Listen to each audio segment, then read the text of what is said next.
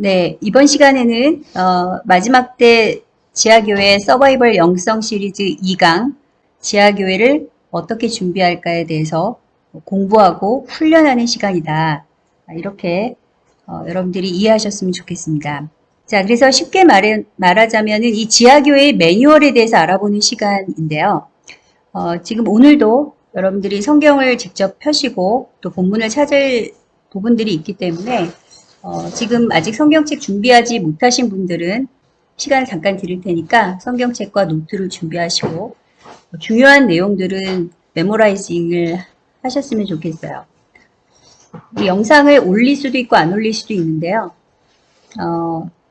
상황에 따라서 어떻게 될지 모르기 때문에 여러분들이 따로 성경이나 메모라이징을 기록을 하시는 게 좋을 것 같아요. 자, 우리 지난 시간에 교회의 원어인 에클레시아에 대해서 그 본래의 뜻이 뭐라 그랬었죠? 마태복음 16장 18절 한번 찾아볼까요?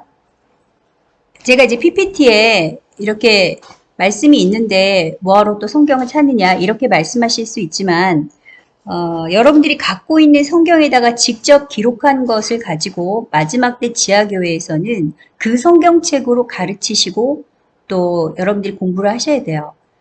인터넷을 키지 못할 수 있는 상황이 될 수 있고 또 뭐 아무리 USB에 여러분들이 데이터를 저장을 하더라도 컴퓨터 자체가 안 되는 상황이 될 수 있어요. 여러분들의 성경책이 가장 소중한 것이다 생각하시고 직접 표시를 하실게요. 자, 마태복음 16장 18절 같이 읽겠습니다. 시작. 또 내가 내게 이르노니 너는 베드로라. 내가 이 반석 위에 내 교회를 세우리니 음부의 권세가 이기지 못하리라. 자, 이때의 이 교회에 해당하는 단어가 원래는 에클레시아라 그랬는데 그 에클레시아라는 뜻은 정치적 혹은 군사적인 목적을 가지고 소집된 모임으로 실제적으로는 지상에 소집된 하나님의 군대라는 뜻이 바로 교회가 세워진 본래의 의미였다라는 것에 대해서 지난 시간에 말씀을 드렸죠. 또 교회는 일반적인 조직체와 달리 씨앗이 심겨지고 발아에서 생장과 개화와 성숙기를 거쳐서 추수기가 돼서 새로운 씨앗, 즉 열매를 거두는 것처럼 생명체, 즉 유기체로서의 이 생명 과정을 그대로 겪게 된다라는 것도 살펴봤어요. 자, 근데 지금은 소천하신 데이빗 윌커슨 목사님의 지금으로부터 49년에서 약 50년 전인 1973년 예언에 의하면 전 세계 교회는 마지막 때로 갈수록 크게 두 개 형태의 교회로 나눠지게 되는데 하나는 개신교와 또 카톨릭이 연합하게 되는 이 초대형 세계 교회, 이른바 에큐메니칼 연합교회로서 가장 강력한 정치 권력을 갖게 되고 또 이런 교회는 기적과 사랑과 화합을 주장하면서 또 동성애를 지지하게 될 것이라고 예언을 했었죠. 놀랍게도 이 예언은 지금 현실이 되었고요. 근데 이에 반해서 다른 하나는 성령 안에서 그리스도와 말씀을 확신하는 그 자들이 만드는 진실된 믿는 자들이 모인 이 보이지 않는 지하교회의 이 연합체가 생기게 되는데 이들은 핍박을 통해서 주어지는 강력한 영적 권세를 갖게 될 것이며 교파보다는 오히려 그리스도의 재림에 더 관심을 갖게 되고 성령의 자연적인 기름 부음 아래 능력으로 세상 끝까지 복음을 전하게 될 것이다. 이렇게 말을 했었어요. 결국 이 핍박의 시대 모든 참된 교회는 지하교회가 될 것이다라는 말씀인데요. 제가 처음으로 신학교에서 가르치는 사역을 맡게 됐을 때 하나님께 학생들에게 무엇을 가르쳐야 하나요? 하고 물었어요. 그래서 제 임무가 무엇인지를 여쭈었을 때 하나님께서는 바로 이것, 즉 마지막 때는 바로 이 핍박기가 될 텐데 이 핍박의 시대에 배도하지 않고 성도들을 지킬 수 있는 지하교회 지도자들을 훈련하고 양성하라 라는 응답을 주셨던 거죠. 그래서 오늘날 제가 여기까지 오게 되는 가장 중요한 밑거름이 됐어요. 자, 그러면 이 지하교회란 무엇일까요? 지하교회가 뭐죠? 지상교회가 아니라 밑에 지하인가요? 여러분들이 이렇게 뭐 지하교회 치면은 뭐 반지하교회 뭐 이런 거 뜰 수도 있어요. 근데 이 지상에 공간이 없어서 빌딩이나 건물의 지하에 세워진 그 교회를 말하는 게 아니고요. 자, 여기 다 같이 이 상자 박스 안에 있는 말을 한번 같이 읽어볼게요. 시작. 교회가 박해기와 같은 환란의 시기에 들어설 때 외부 세력들, 국가나 타종교 세력 등의 탄압을 피해 생존할 목적으로 제도권 밖에 세워진 교회들을 의미한다. 자, 여기서 그럼 가장 중요한 키워드가 뭘까요? 자, 여기서 가장 중요한 키워드는 박해기란 말과 탄압이라는 말이에요. 뭐라고요? 네. 자, 다시 말해서 이 지하교회의 전제 조건은 반드시 이 박해기, 즉 성도들에 대한 외부의 이 탄압이 있는 시기라는 말이죠. 한마디로 신앙의 자유를 지키는 데 있어서 아무런 핍박이 없는 일반적인 상황에서는 지하교회가 존재할 이유도 또 필요도 없다는 말이죠. 이해 가시나요? 자, 지하교회의 가장 중요한 전제 조건인 키워드가 뭐라고요? 박해기와 탄압이다. 그쵸? 자, 그러면 어차피 탄압의 시기, 박해기가 되면 지하교회는 자생적으로 생겨날 텐데 그러한 핍박도 없는 이런 시기에 이와 같이 비상식 교회 형태인 지하교회에 대해서 미리 알고 또 사전에 준비해야 될 필요성은 뭘까요? 그리고 또 과거 2000년 교회 역사 가운데 특별히 이런 지하교회는 어떤 형태로 존재해 왔을까요? 다니엘서 3강을 제가 강의를 했을 때도 잠깐 언급했던 것처럼 사실 교회사 속의 이 지하교회의 역사는 한마디로 피 흘림의 역사, 즉 순교사라고 할 수 있어요. 그러면 최초의 지하교회는 언제부터로 봐야 될까요? 최초의 지하교회. 자, 일반적으로 지하교회의 시작은 로마의 카타콤으로 보고 있어요. 카타콤이라는 말은 라틴어에서 그 단어 가운데 가운데라는 말, 카타, 그리고 무덤들, 툼, 바스, 이것이 합성이 되어서 무덤들 가운데라는 뜻이 바로 카타콤이에요. 한마디로 지하 묘지라고 할 수 있죠. 2세기에서 4세기 로마 제국에는 사람이 죽으면 화장하거나 성벽 안에 묻어야 한다는 법률이 있어서 로마 시민뿐만 아니라 기독교인들한테까지 이것이 적용이 됐어요. 하지만 당시 초대교회 성도들은 성도가 죽었을 때 이 땅에 묻어서 매장을 말하는 거죠. 땅에 묻어야만 부활과 영생을 누린다는 신앙을 가지고 있었기 때문에 자신들의 신앙을 보호하면서도 동시에 로마법을 어기지 않기 위해서 부유한 기독교인들이 성 밖에 그 도로 옆에 무덤을 만들었어요. 그래서 이런 무덤을 가리켜서 카타콤이라고 불렀는데 이 초기의 카타콤은 2세기부터 지어지기 시작했고 기독교인들이 로마 제국의 박해기에는 피신처의 역할을 하기도 했고 또 순교자의 무덤에서 예배를 드리기로 했죠. 가장 많은 기독교인들이 카타콤으로 숨어든 그 피의 시대라고 부르는 디오클레티아누스 황제 때가 있었는데요. 이 시기에 기독교인들은 즉시 재산을 몰수당하고 그리고 마을은 불태워지고 콜로세움에서 맹수의 밥으로 던져졌죠.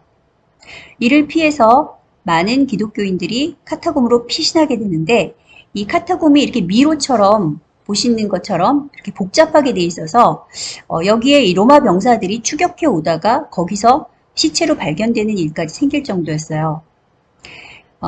근데 이제 카타콤이 무덤이잖아요. 그러니까 여기에서 이 죽은 성도들에 대해서 순교한 성도들에 대해서 살아남은 성도들이 너무 지나친 슬픔과 애도로 인해서 그곳에서 이런 시체와 함께 자고 또 앉고 하는 바람에 잘못된 영들과 교신해서 잘못된 카톨릭의 신앙, 이른바 카톨릭한 사도신경에 이런 말 있죠. 성도의 교통이라는 말이 나오는데 거기에서 이것이 죽은 자와의 교통까지 포함돼서 결국 로마 카톨릭이 배도의 첫걸음을 내딛는 그런 통로가 되었다라는 비판도 있어요. 어쨌거나 이렇게 카타콤은 거주 목적으로 만들어진 것은 아니고요. 주로 지하 묘지로 사용됐고 여기서 죽은 이들을 위한 예식과 기도를 드렸던 곳이다. 자, 그런데 이제 같은 지하인데요. 이번에는 무덤이 아니라 처음부터 거주 목적으로 지어진 동굴 도시가 있었어요. 바로 지금의 터키 땅의 괴레메 동굴 교회하고 데린쿠유에 있는 지하 도시 교회인데요. 다 같이 베드로전서 1장 1절에서 2절 말씀을 찾아볼게요. 1장 1절에서 2절 먼저 볼게요. 자, 읽겠습니다. 시작. 예수 그리스도의 사도 베드로는 본도, 갈라디아, 갑바도기아, 아시아와 비두니아에 흩어진 나그네, 곧 하나님 아버지의 미리 아심을 따라 성령이 거룩하게 하심으로 순종함과 예수 그리스도의 피뿌림을 얻기 위하여 택하심을 받은 자들에게 편지하노니 은혜와 평강이 너희에게 더욱 많을지어다. 자, 이 베드로 전서는요, 사도 베드로가 편지를 썼다는 얘기죠. 그럼 편지를 받는 대상자가 누구죠? 누구한테 편지를 썼다는 얘기예요? 여기에 의하면 그렇죠. 본도, 갈라디아, 갑바도기아, 아시아, 비두니아에 흩어진 나그네 줄 치세요. 자, 이 사람들이 바로 이 베드로 전서를 받아보게 되는 수신자예요. 자, 그럼 이들의 정체는 무엇일까요? 자, 이 베드로전서가 기록된 시기는요, AD 62년에서 63년으로 보고 있어요. 자, 이런 얘기들도 여러분들이 다 적어 놓으셔야 돼요. 자, AD 62년에서 63년이 중요한데, 그럼 이때가 어떤 때냐? AD 44년에 이 요한의 형인 이 야고보 사도가 이 헤롯 아그리파 1세에 의해서 칼로 순교당하는 사건이 일어나고, 이때 이 베드로도 투옥이 돼요. 자, 사도행전 12장 1절에서 17절까지를 찾아보고요. 그 중에서 1절에서 5절 말씀을 읽고 그리고 17절을 같이 읽게요. 자, 사도행전 12장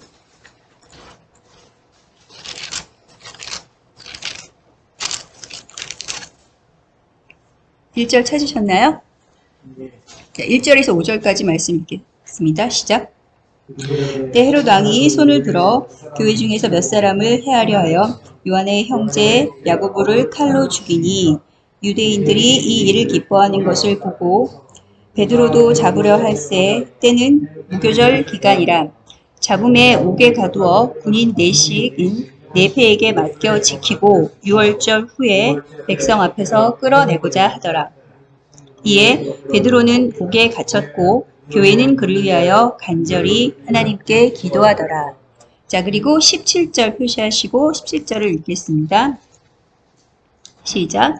베드로가 그들에게 손짓하여 조용하게 하고 주께서 자기를 이끌어 옥에서 나오게 하던 일을 말하고 또 야고보와 형제들에게 이 말을 전하라 하고 떠나 다른 곳으로 가니라. 자, 여기서 이 야고보는 아까 순교한 그 야고보가 아니죠. 예, 예수님 동생 야고보 적어 놓으세요. 자, 여러분들이 이렇게 성경에 대해서 중간중간에 이렇게 공부할 때마다 옆에다가 이렇게 표시를 해 놓은 것이 나중에는 엄청난 도움이 되실 거예요. 저는 지난 30년간 그렇게 전국의 유명한 성경 강사들이란 강사들을 다 찾아다니면서 막 공부를 하고 그랬었는데요. 그랬던 기록들을 다 성경책에 다 기록을 남겨놨어요. 그래서 지금도 그런 것들을 보면 거기 적혀 있어요. 생각이 나요. 그래서 가르칠 때 그게 도움이 많이 돼요. 자, 지금 이 상황은 어떤 상황이죠? 아까 얘기했던 헤롯 아그리파 1세에 의해서 이제 요한의 형이었던 예수님의 사도 중에 야고보가 먼저 순교를 당하고 베드로가 투옥된 다음에 일어난 사건이죠. 그래서 이 사도행전 8장부터 시작된 이 예루살렘 교회에 대한 박해의 결과가 이 12장에 가서는 예루살렘 교회 지도자들에 대한 박해로 이어져서 결국 요한의 형제 야고보 사도가 순교하게 되고 또 베드로가 투옥하는 데까지 이르게 되는데 이 베드로는 하나님께서 보내신 천사들에 의해서 탈출해서 그 다음엔 어떻게 됐을까요? 탈출했어요. 그래서 지금 예루살렘 교회에서 기도하는 사람들과 만났어요. 그 집이 어디였다 그랬죠? 마가 어머니의 마리아 집이라 그랬죠. 예, 그것도 다 표시해 놓으세요. 12장 12절. 자, 마리아 집에 들려서 주께서 하신 일을 다 얘기를 했어요. 그리고 그 다음에 이제 베드로가 담임으로 예루살렘 교회를 담당하고 있다가 그 다음에 누구한테 맡겼다는 얘기예요? 응? 예수님의 동생 야고보에게 이제 교회를 맡기고 자기는 떠난 거예요. 그곳을. 계속 있을 수 없잖아요. 또 잡히게 되니까. 그래서 그때부터 이제 피신 겸 순회 사역을 하게 되죠. 순회 선교 사역을 하게 되는 거예요. 자, 여기 표시한 데를 보세요. 유대를 그래서 떠나요. 그래서 예루살렘을 떠나서 어디로 갔느냐? 바로 지금 여기 앞에 나와 있는 이 소아시아 쪽으로 가게 돼요. 자, 그로부터 18년 후인 AD 62년에 베드로 대신 예루살렘 교회를 담당해왔던 예수님의 동생 야고보도 순교하게 돼요. 자, 아까 지금 베드로 전서가 쓰여진 때가 언제라 그랬어요? 네, AD 62년이죠. 근데 그때가 어떤 때라고요, 지금? 네, 예수님의 동생 야고보, 예루살렘 교회를 담당하고 있던 이 지도자가 순교했던 때라고요. 자, 이제 이해 가세요? 이 상황이 어떤 상황인지. 이때 편지를 쓴 거예요, 이때. 자, 이때 베드로 대신 이렇게 이 교회를, 예루살렘 교회를 담당하고 있던 사람이 순교하게 되니까 이제 어떤 상황이라는 것이 조금 짐작이 오기 시작하죠. 그 이후에 바로 2년 후인 64년에 무슨 일이 일어나느냐. 그 유명한 로마 대화재 사건이 일어나고 그리고 66년에 베드로가 순교하게 되죠. 이 64년에서 이 73년까지가 네로 황제의 본격적인 박해가 진행되는 시기예요. 자, 엄청난 이제 기독교 박해가 시작되기 2년 전에 이 유대인들에 의한 박해 시기에 이제 편지를 썼다 이 말이죠. 그래서 이 유대 역사가 요세푸스 기록에 의하면 예수님의 동생 야고보의 순교는 어떻게 이 예수님의 동생 야고보가 죽게 되냐면 대제사장 안나스가 주도해서 이 기독교를 증오했던 같은 동족인 유대교를 믿는 유대인들이 죽였다고 전해져요. 뭐 여러 가지 설이 있는데 일반적으로 알려진 거는 그 성전 꼭대기에서 추락을 시켜서 죽였다고 하죠. 이 시기가 아까 말씀드린 62년에서 63년 사이로 보는데 이 로마 네로 박해가 시작되기 2년 전에 유대교에 의한 기독교에 대한 박해도 이렇게 극심했다는 거예요. 자, 그러면은 여러분들이 생각하기에 이 시기가 어떤 시기냐?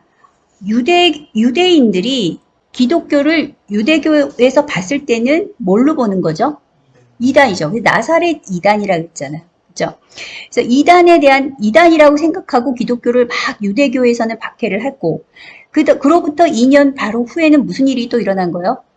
로마 이교도들 입장에서 또 기독교를 박해한 거예요. 네로가 중심이 돼서, 그쵸? 그러니까 이 샌드위치 이 시기에 극심하게 이런 안팎으로 오는 이 박해 가운데 교회들이 어떤 상황이 됐을까요? 엄청나게 흔들리고 동요하고 그리고 공포 분위기가 조성이 됐겠죠. 그렇게 심하게 요동되는 교회들을 향해서 베드로가 안 되겠다.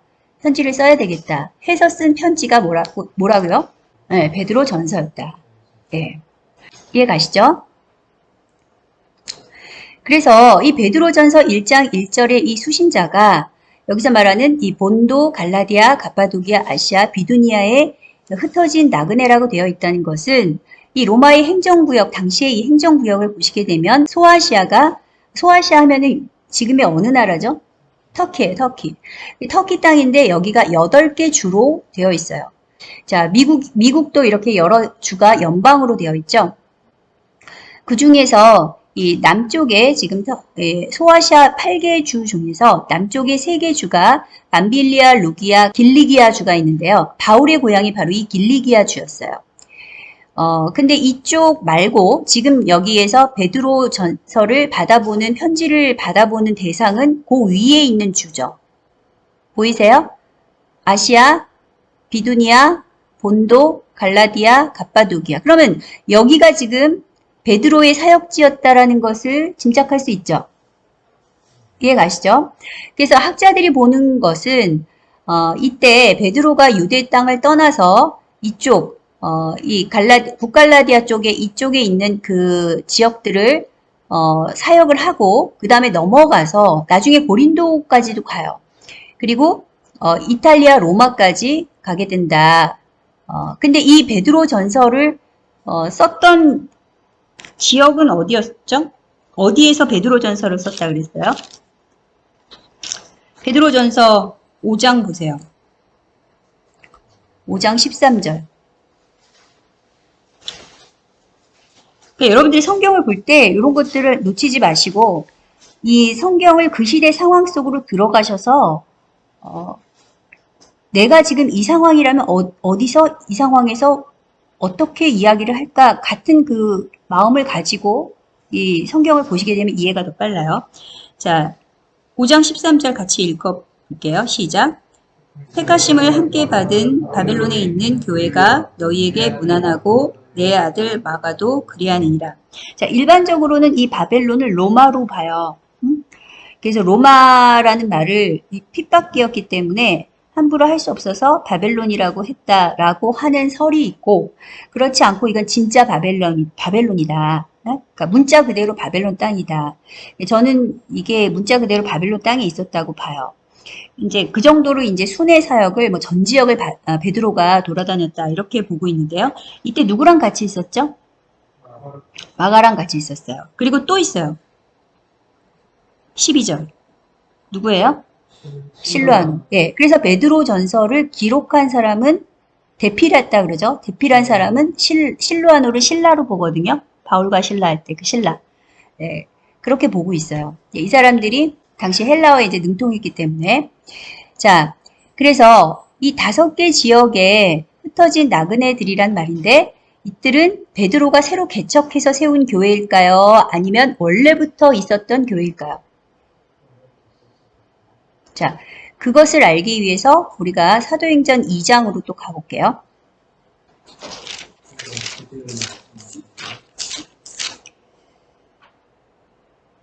예, 사도행전 2장의 9절부터 11절까지 말씀 우선 읽어볼게요. 시작. 우리는 바데인과 메데인과 엘람인과 또 메소포타미아, 유대와 갑바도기아, 본도와 아시아, 부르기아와 밤빌리아, 애국과 및 구레네에 가까운 리비아 여러 지방에 사는 사람들과 로마로부터 온 나그네 곧 유대인과 유대교에 들어온 사람들과, 자, 여기 유대인에 표시하시고 유대교에 들어온 사람들도 표시해 두세요. 그리고 11절 그레데인과 아라비아인들이라 우리가 다 우리의 각 언어로 하나님의 큰 일을 말함을 듣는도다 하고. 자, 이게 지금 오순절 성령 강림 사건 때 당시에 이 예루살렘에 있었던 사람들은 유대인들만 있었던 게 아니라 그랬죠. 예, 유대교에 관심이 있는 사람들 또는 유대교에 입교한 사람들 가운데 이 절기를 지키기 위해서 예루살렘을 방문해 있었던 사람들이 있었는데 그들이 이 성령 강림 사건을 본 거예요. 그래서 그들이 그리스도인이 됐죠. 된 다음에 어떻게 됐을까요? 다시 자기 고향으로 돌아갔죠. 돌아가서 뭐 했죠? 교회를 개척했던 거예요. 그 교회들을 견고히 하고 격려하고 그들을 갖다가 흔들리지 않도록 했던 사람이 누구다? 베드로다. 예, 이해 가시죠? 사도 바울은 사도 바울의 루트가 있었는데 서로 루트가 겹치지 않게 중복되지 않게 자기들끼리 그렇게 했었어요. 그래서 대부분의 학자들은 이렇게 자생적으로 개척한 교회를 말하는 것이다 라고 추정을 하고 있고요. 그래서 자 여기에서 그러면 유대인 출신의 그리스도인 말고 아까 분명히 얘기했죠? 이방인이 있었죠. 유대교에 들어온 사람들이란 말은 이방인이라고 얘기했죠. 자, 그 증거인데요. 베드로전서 2장 9절에서 10절을 한번 읽어볼게요. 베드로전서 2장 9절에서 10절 말씀을 같이 읽어볼게요.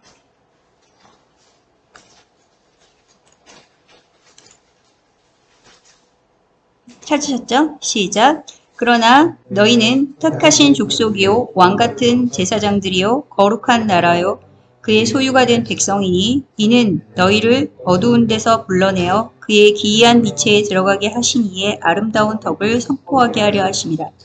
너희가 전에는 백성이 아니더니 이제는 하나님의 백성이요 전에는 긍휼을 얻지 못하더니 이제는 긍휼을 얻은 자니라. 여기 전에는 백성이 아니더니 줄치시고요.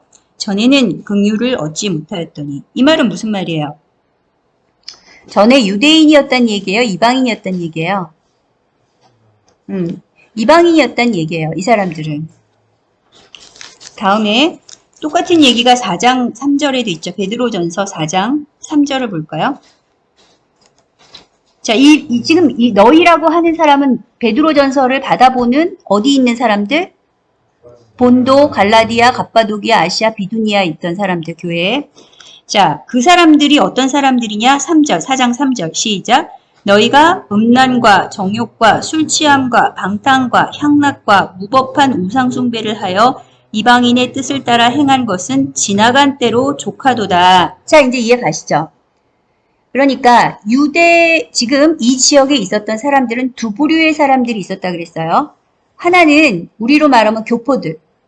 그죠? 그러니까 유대인 출신으로 해외에 흩어져 있었던 사람들. 그 중에서 그리스도인이 된 사람들. 또 한 부류는 어떤 사람들? 처음부터 이방인들이었는데 유대교에 관심이 있었던 사람들이었는데 왔다가 예수님을 믿게 돼서 성령을 보고 놀래서 예수님을 믿게 돼서 가서 같이 교회를 개척했던 두 부류의 사람들이 있었는데 그들이 자 이제 가서 처음에는 교회를 잘 개척하다가 무슨 일이 터졌다는 거예요 지금? 안팎에서 유대교에 의한 박해와 이방 종교인 로마 종교에 의한 박해, 네로에 의한 박해. 이게 지금 안팎에서 시작이 되는 이 시점에서 베드로가 교회가 동요하기 시작하니까 그들을 격려하기 위해서 쓴 편지였다. 자, 이해가죠? 자, 그럼 이제 여기까지 다 이해가 갔으니까 아까 찾아본 본문이니까 여기 넘어가고요. 그래서 이 베드로 전서를 기록했던 그 목적은 자 이게 지금 정리한 거예요. 이 유대교의 입장에서는요. 기독교인들이 유대교에서 계속해서 박해를 하기 시작하니까 어떻게 했느냐. 다시 유대교로 돌아가려는 사람들이 생기기 시작했어요. 이해가세요? 자 그리고 로마에서는 유대인들에 대한 그 선동에 의해서 로마에서 유대인 자체를 갖다가 박해하기 시작하면서 동시에 이제 아까 말한 대로 네로의 박해가 시작이 된다 그랬죠? 네, 그래서 기독교에 대한 박해로 이게 화살이 돌려져서 나중에는 이제 기독교만 박해하게 되는 상황이 되는 거죠. 그런 가운데 교회는 어떻게 됐어요? 자, 예루살렘 교회의 수장은 교회 전체의 수장이나 마찬가지인데 그 수장이 베드로가 아니라 누구였단 말이었어요. 예수님의 동생 야고보였는데 야고보가 죽은 거예요. 네? 그러니까 이제 정말 얼마나 힘든 박해의 기회였는가라는 것을 여러분들이 인지를 하시고요. 그래서 그 기록 목적은 이러한 박해 가운데 흔들림 없이 견고한 믿음을 지키도록 권면하기 위해서였다. 그래서 그 목적이 성경에 어떻게 써 있느냐? 베드로전서 1장 5절에서 9절까지 말씀을 찾아볼게요. 자, 이게 이제 베드로가 기록한 목적을 지금 설명을 하고 있죠. 읽겠습니다. 1장 5절에서 9절까지 말씀이에요. 시작. 너희는 말세에 나타내기로 예비하신 구원을 얻기 위하여 믿음으로 말미암아 하나님의 능력으로 보호하심을 받았느니라. 그러므로 너희가 이제 여러 가지 시험으로 말미암아 잠깐 근심하게 되지 않을 수 없으나 오히려 크게 기뻐하는도다. 너희 믿음의 확실함은 불로 연단하여도 없어질 금보다 더 귀하여 예수 그리스도께서 나타내실 때에 칭찬과 영광과 존귀를 얻게 할 것이니라.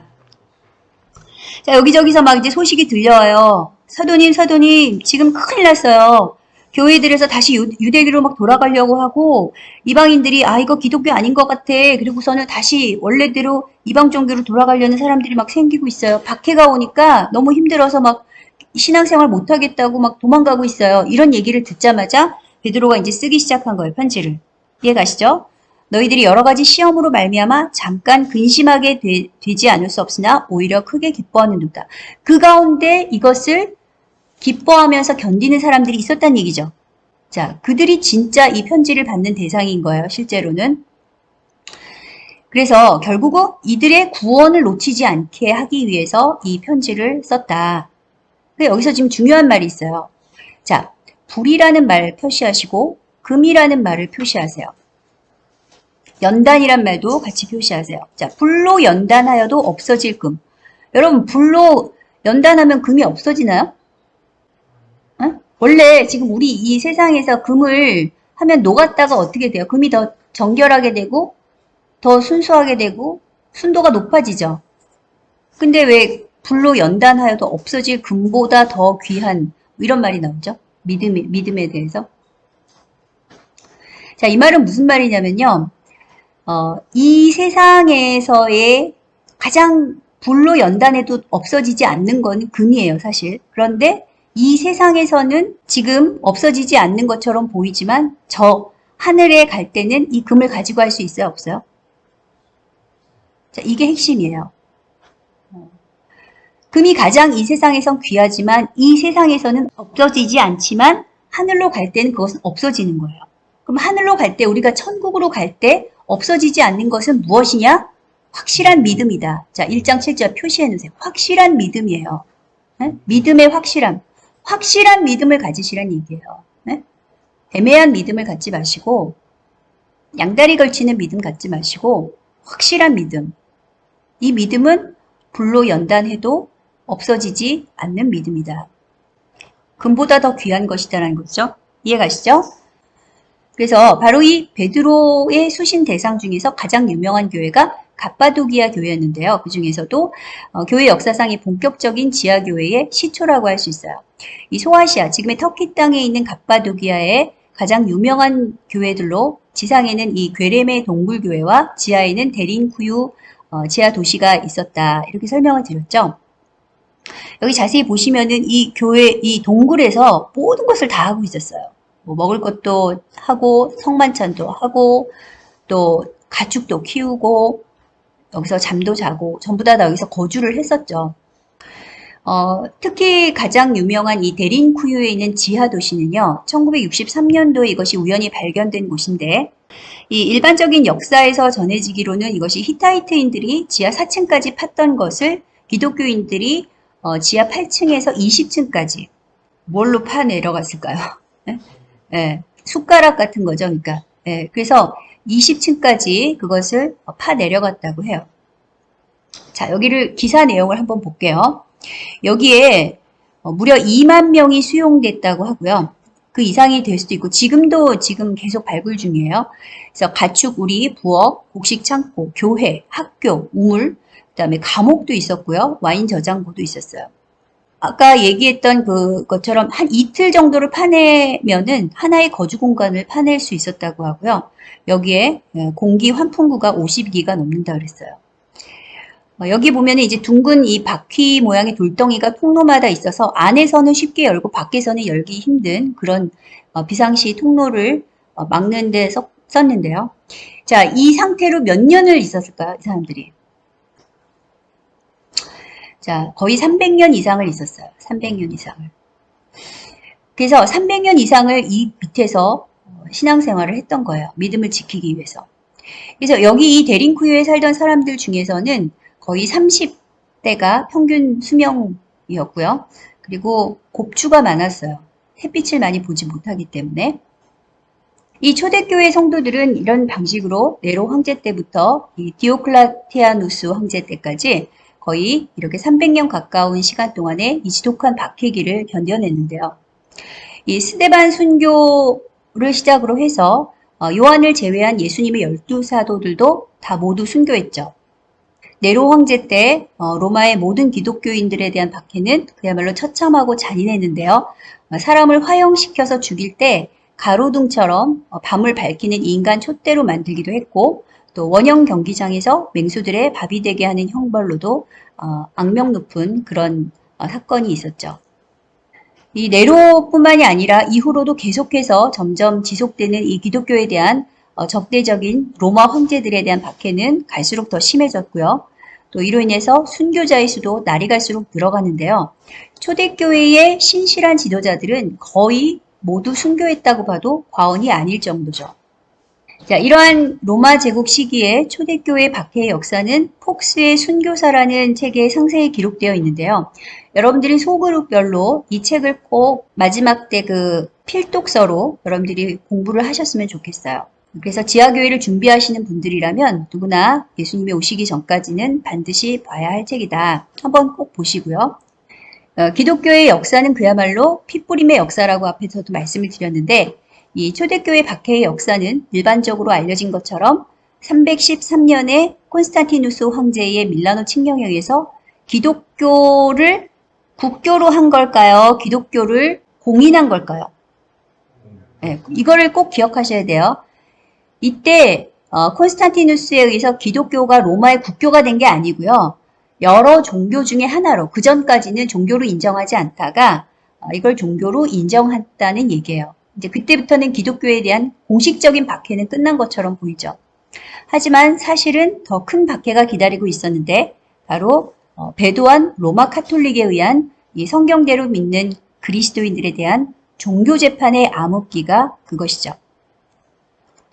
로마 제국의 이방 종교 황제에 의한 300년간의 박해로 죽어간 순교자의 수가 최대 한 600만 명 정도로 우리가 분석을 한다면 로마 카톨릭의 종교 재판에 의해서 순교한 사람들의 수는 무려 6,700만 명 정도까지 보고 있어요. 물론 이보다 더 많이 보기도 하고요. 뿐만 아니라 전체 교회 역사 속에서 가장 많은 숫자의 순교자가 발생한 기간은 언제였을까요? 사실은 20세기에서 21세기 사이였어요. 지난 1세기. 물론 인구가 그만큼 폭증을 했었죠.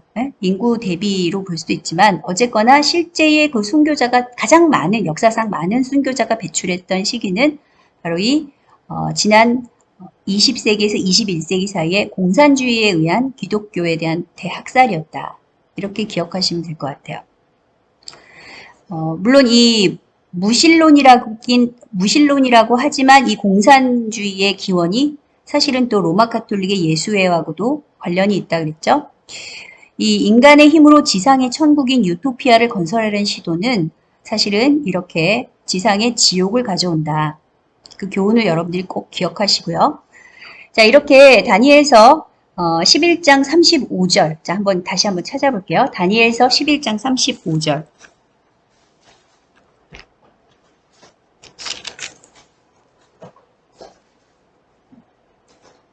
다니엘서 11장 35절 이 말씀은요. 고대와 마지막 때를 잇는 그런 연결이 되는 말씀이에요. 이 안에 그 역사가 다 포함이 되어 있다는 얘기예요. 다 같이 읽어보겠습니다. 시작. 또 그들 중 지혜로운 자 몇 사람이 몰락하여 무리 중에서 연단을 받아 정결하게 되며 희게 되어 마지막 때까지 이르게 하리니 이는 아직 정한 기한이 남았습니다.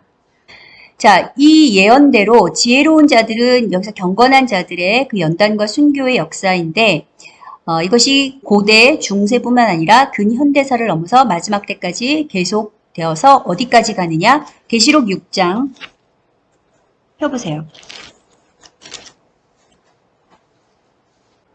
계시록 6장 자 9절에서 11절까지 말씀 같이 읽겠습니다.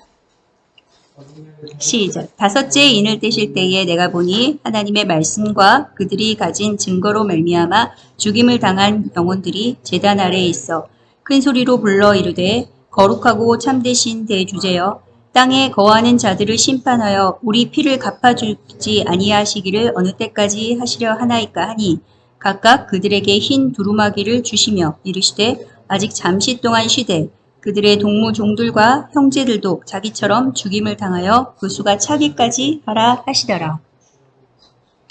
자, 이 예언된 순교자의 수가 다 채워져야 이 역사는 끝난다. 이해 가시죠? 네. 자, 그래서 제가 세 가지로 계시록 강해를 할 때 한번 설명드렸던 거 기억나시는지 모르겠어요. 언제 종말이 오느냐? 첫 번째, 천국 복음이 땅끝까지 전파되면. 두 번째, 순교자의 수가 채워지면. 세 번째, 악이 다 차면. 무슨 얘기인지 아시겠죠? 자, 그러면 이렇게 보시면 돼요. 종말로 갈수록 순교자의 수는 더 늘어날 것이고, 또 종말로 가면 갈수록 세상은 더 선해질까요? 악해질까요? 악해진다 그랬잖아요. 악이 찬다 그랬잖아요. 그쵸? 그리고 복음이 계속해서 전파된다. 무슨 복음이? 천국 복음이에요. 여기서 복음을 잘 기억하셔야 돼요. 어떤 복음을 말하는 것인가? 천국 복음이에요. 그럼 예수님이 말씀하신 천국 복음은 뭐죠? 회개하라, 천국이 가까웠다. 이해가세요? 네. 그래서 심판과 구원을 같이 가리켜야 된다. 자, 그런데 이런 환란기가 우리가 생각했던 것보다 만약에 더 길어지게 된다면 어떻게 될까요? 일반적으로 교회에서 가르칠 때는 대환란기를 7년으로 알고 가르치시는데 사실은 그것과 달리 7년이 아니라 더 짧아질 수도 있고 또 길어질 수도 있다라는 그 가능성, 그 근거들에 대해서 제가 지난번에 성경 속 시간과 때라는 강의에서 자세히 설명을 드렸어요. 그래서 이해가 가지 않으시는 분들은 다시 한번 그 강의를 돌려보시고요. 자, 그렇게 되는 이유에 대해서 한때, 두때, 반때라고 보통 번역된 이 대환란기 기간을 해석하는 데 있어서 이것이 사실은 로마 카톨릭이나 세대주의 영향을 받아서 이것이 한때라는 것을 연 단위로 해석을 했다는 거예요. 그래서 1년, 그리고 두때를 2년, 그리고 반때는 반년, 그러니까 이것이 후 3년 반이다. 이렇게 해석하게 되는 가장 큰 원인이 됐죠. 그런데 이것이 사실은 명백한 번역 오류로 이때의 때라는 것은 1년, 2년 뭐 이런 단위가 아니고 히브리어로는 2단이고 또는 모에드인데 그리고 헬라어로는 카이로스인데 그 뜻은 하나님께서 정하신 기간이다. 따라해보세요. 하나님께서 뜻대로 정하신 기간. 그리고 인간에게는 기회로 주어진 시간. 예, 그것이 바로 여기서 말하는 때의 정의예요. 1년, 2년 단위가 아니다 이 말이에요. 그래서 실제로 영어에서도 이것을 times로 번역을 했고 그리고 원어에서도 그냥 카이로스의 복수형이죠. 시간들이라 또는 때들 이렇게 번역을 해야 된다. 사실 이 한때, 두때, 반때를 3년 반으로 해석하게 된 가장 큰 이유 중에 또 하나는 이 계시록 12장에 보시면 이 1260일이라는 말이 나오죠. 자, 계시록 11장부터 볼게요.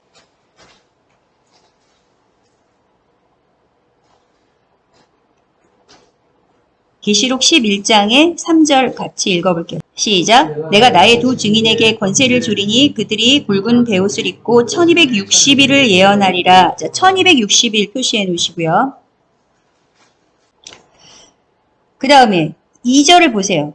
그 위에 다시 한번 읽어볼게요. 시작. 성전 바깥마당은 측량하지 말고 그냥 두라. 이것은 이방인에게 주었은즉 그들이 거룩한 성을 42달 동안 짓밟으리라. 42달 표시하세요. 둘 다 같은 기간이에요. 그러니까 이게 3년 반, 3년 반. 그러니까 둘이 합치면 7년 아니냐? 이렇게 됐다는 거죠. 그래서 이 계시록 12장의 14절 보세요. 시작. 그 여자가 큰 독수리의 두 날개를 받아 광야 자기 곳으로 날아가 거기서 그 뱀의 낯을 피하여 한때와 두때와 반때를 양육받음에 한때, 두때, 반때 이 표시하시고 이게 사실은 두때는 원어에서 두때가 아니라 그냥 때들이다 얘기했죠? 이게 카이로스라고요. 지금 그 말이에요. 그래서 이렇게 해서 이걸 갖다 7년으로 대환란의 기간은 7년이다 이렇게 고정관념을 갖게 되는데 사실은 그것이 아니다. 이 성경 전체를 받고 흩어보시면 멸망케 할 가증한 것, 즉 짐승의 우상과 표가 등장한 이후에 이 환란기가 오는 건 맞는데 그 기간에 대해서는 1260일만 있는 것도 아니고 42달만 있는 것도 아니고 다니엘서 8장 14절에 보시면요. 8장 14절 여러분들이 표시해 놓으시고 찾아보세요. 지금 2300주야라는 말이 나와요. 그리고 다니엘서 9장 27절에 가시면 빨리빨리 찾아보세요. 아니면 거기다 적어 놓으시고요. 자, 다니엘서 8장 14절에 2300주야가 나와요. 나와요? 다니엘서 8장 14절. 네, 나오죠? 2300주야. 자, 그 다음에 9장 27절. 9장 27절. 거기 또 뭐라고 나와요? 한 일의 절반. 예, 표시하세요. 한 일에. 자, 한 일에는 문자 그대로는 일주일이에요. 그럼 뭐예요? 3일 반이죠. 3일 반. 됐나요? 그 다음에 12장 12절 보세요. 다니엘서 12장 12절. 거기에는 며칠이에요? 예, 1335일이 나오고 11절에는 1290일이 나오죠. 자, 이와 같은 숫자들을 보셨을 때 이게 일관성이 없죠, 지금. 네? 그래서 어떤 한 본문의 한 구절만 갖고 함부로 이것이 7년이다라고 딱 규정을 지어서 단정 짓기는 어렵다라는 거를 여러분들이 기억할 필요가 있다는 거죠. 그래서 대환란기의 기간은 그 기간이 3년 반이냐 7년이냐 그게 중요한 게 아니라 그 시간이 성도에게 왜 필요한가 그 이유와 목적이 중요한데 다니엘서 아까 11장 35절 말씀 다시 한번 보시고 자 다니엘서 11장 35절 예, 거기에서 중요한 부분이 뭐냐 연단이란 말이에요. 연단.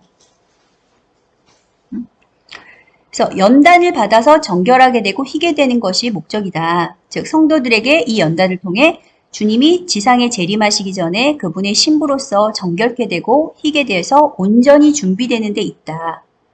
자, 지금 제가 얘기하는 것들을 여러분들의 그 말로 빨리빨리 이렇게 적어 놓으셔야 돼요. 그리고 그 시간이 인간이 함부로 단정 지을 수 없고 우리의 예상을 뛰어넘는 더 짧은 시간이 될 수도 있지만 또 훨씬 더 긴 시간이 될 수도 있다는 사실을 기억해야 된다. 자, 그러면 지역에 따라서 차이가 있을 수 있지만 환란기를 앞두고 있는 성도들, 즉 또는 이미 환란기에 들어간 성도들에게 있어서 그러면 가장 우선적으로 필요한 준비는 뭘까요? 자, 이 다음은 2021년 신년 초에 있었던 사건에 대한 기사인데요. 중국에서 한 공안들이 한 가정교회를 급습해서 목회자와 5명의 성도들을 체포했어요. 중국은 8명 이상이 모임을 당국의 허가 없이 모이게 되면 모두 불법으로 규정을 하고 연행 대상이 되기 때문에 중국의 가정교회들은 7명까지 합법적으로 모이게 되고요. 이들은 총 6명이 모여 있다가 불시에 체포당했던 거죠. 더구나 이 체포영장도 없이 급습해서 목사를 구금하고 교인들로부터 진술서를 받아내게 되는데 중국에서 사실 이런 일들은 매우 흔한 일이죠. 제가 알고 있는 은사 목사님도 이렇게 해서 연행이 되어서 조사를 받으시고 그리고 결국 중국에서 영구 추방이 되셨어요. 이 중국에는 2개의 교회 형태가 있어요. 어떤 교회죠? 하나는 정부에 정식으로 등록하고 모든 설교까지 중국 공산당의 통제와 감시를 받는 3자 교회가 있고요. 다른 하나는 가정 단위로 소규모로 모여서 정부에 등록되지 않은 채 신앙의 자유를 지키는 중국 정부 입장에서 봤을 때는 이른바 불법적인 지하 가정교회 형태가 있죠. 그래서 이러한 이 지하 가정교회들은 정부에 불복종하는 자들로 보기 때문에 중국 공산당 입장에서는 언제나 늘 철저한 단속의 대상이 될 수밖에 없다. 하지만 그건 중국이나 북한같이 신앙의 자유가 제한된 특정 국가들의 사례가 아닌가요? 우리나라 같이 신앙의 자유가 보장된 자유민주주의 국가에서 지하교회 훈련이 굳이 필요할까요? 이렇게 질문하는 분들이 계실 수 있죠. 그러나 여러분, 이 민방위 훈련을 기억하시길 바라요. 자, 대한민국은 지난 1950년 6.25 동란 전쟁 이후에 72년 동안 한 번도 전면전을 겪진 않았어요. 그렇다고 해서 민간인 차원에서까지 이 전쟁에 대한 대비 훈련을 완전히 중단한 적이 있었나요? 왜 그런가? 단 한 번이라도 전쟁이란 것은 일단 터지게 되면 그때부터는 이미 돌이킬 수 없는 상태가 돼서 평소에 대비하지 않는 자들은 그만큼 생존 가능성이 보장되지 않기 때문이에요. 교회도 마찬가지예요. 자, 이미 코로나 때 대면 예배 중단 사태에 대한 기억이 여러분들에게 아직도 생생하실 텐데요. 이 앞으로 더한 여러 가지 돌발 상황에서 마음 놓고 예전처럼 자유롭게 신앙을 지킬 수 없는 경우들이 또 발생하지 않으리라는 장담을 아무도 할 수 없게 되었기 때문이죠. 자, 전쟁도 그 발발 시점을 아무도 정확히 예측할 수 없는 것처럼 성도들에 대한 박해와 핍박의 시기도 예상치 못한 시간대에 우리 앞에서 이미 현실이 되어버릴 수도 있다. 항상 하는 말이지만 최선을 기대하되 최악을 대비하라. 그것이 위기를 극복하는 데 있어서 동서고금을 막론하고 가장 지혜로운 자들의 현명한 행동 수칙이라고 할 수 있어요. 자, 그러면 이제 본격적으로 지하교회를 어떻게 준비하고 훈련해야 되는지 이론이 아니라 실질적인 차원에서 한번 다뤄볼게요. 먼저 박해기 특수 교회 형태인 지하교회는 평상시 일반적인 제도권 교회와 어떻게 다른 특징들을 가지고 있는가, 그것에 대해서 한번 살펴볼 텐데요. 자, 첫 번째, 지하교회는 앞에 중국 교회의 사례를 통해서도 알 수 있듯이 인원수는 구체적으로는 2명에서 8명까지 소수 인원으로 제한을 두는 게 좋아요. 자, 지금부터는 여러분들 이거 메모라이징을 하세요.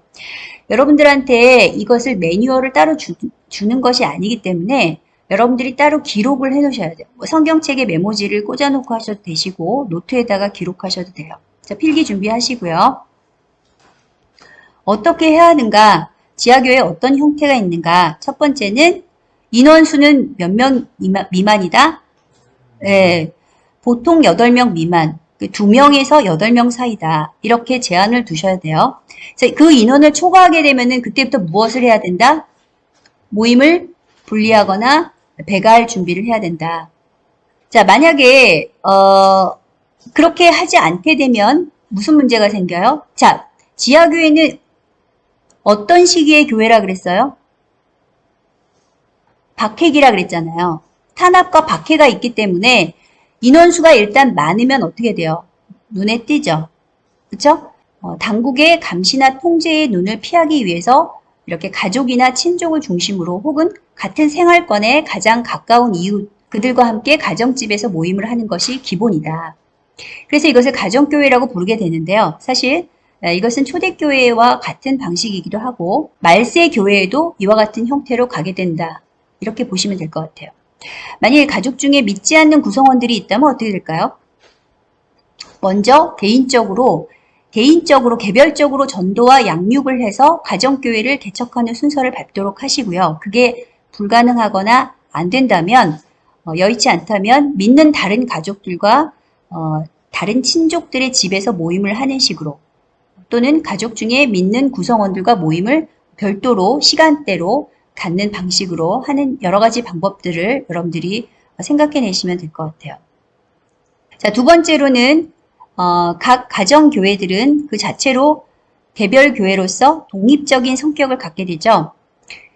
그래서 비상시에는 이 교회들에 대해서 각 교회별로 자치적으로 운영을 하는 것이 원칙이에요. 자, 이 비상시에 박해나 재난 때문에 각 교회 간에 서로 연락이나 통신이 두절될 수 있죠. 그런데 어떤 한 교회에 완전히 의존적으로 되는 시스템이면은 어떻게 될까요? 연락이 안 되면은 예배도 못 드리게 될 거 아니에요. 그렇기 때문에 그런 상황을 대비해서 각 개별 교회별로 독립적으로 자치적으로 운영을 하는 체제다. 만약에 아직 가정교회가 세워지기 전 단계로 비상시 박해기를 대비해서 아직은 훈련만 하는 단계라면 평상시에는 지상에 있는 이 제도권 교회를 섬기시고요. 주중에 하루 혹은 월별로 하루 정도를 민방위 훈련하듯이 각 개별 가정교회로 지하교회를 준비해서 예행연습을 별도로 훈련하듯이 연습하시면 되세요. 그 기간은 몇 년까지도 갈 수 있어요. 한 6, 7년을 여러분들이 이렇게 연습을 하실 수도 있어요. 그렇게 짧은 기간에 이게 끝나는 게 아니라는 얘기예요. 한두 달 내로 이 훈련이 끝나는 게 아니에요. 자, 세 번째로 이 지하교회 형태는요. 각 교회들 간의 성도들의 교제는 없고 소수 지도자들 간에만 비밀 네트워크 연결되는 교회다. 자, 이 말이 무슨 말이냐? A라는 교회가 있고 B라는 교회가 있으면 서로 성도들끼리는 잘 몰라요.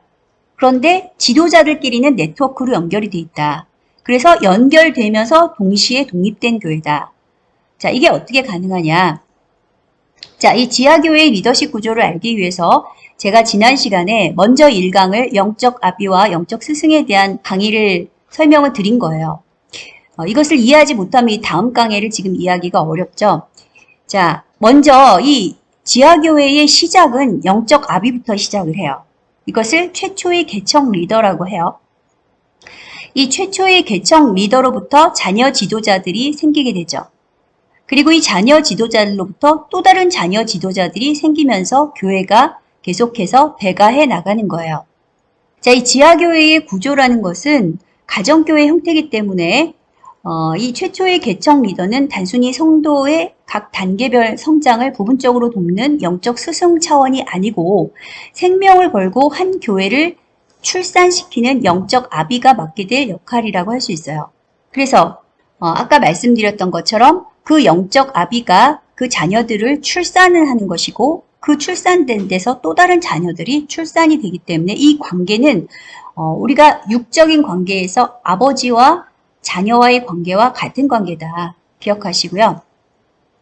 자, 그 이후에 지하교회에서는 박해기 상황이라고 얘기를 했죠.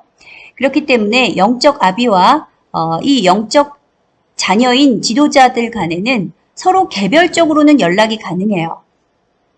자, 보세요. 개별적으로는 연락이 가능한데 이들이 한꺼번에 만나는 일이 있을까요? 없을까요?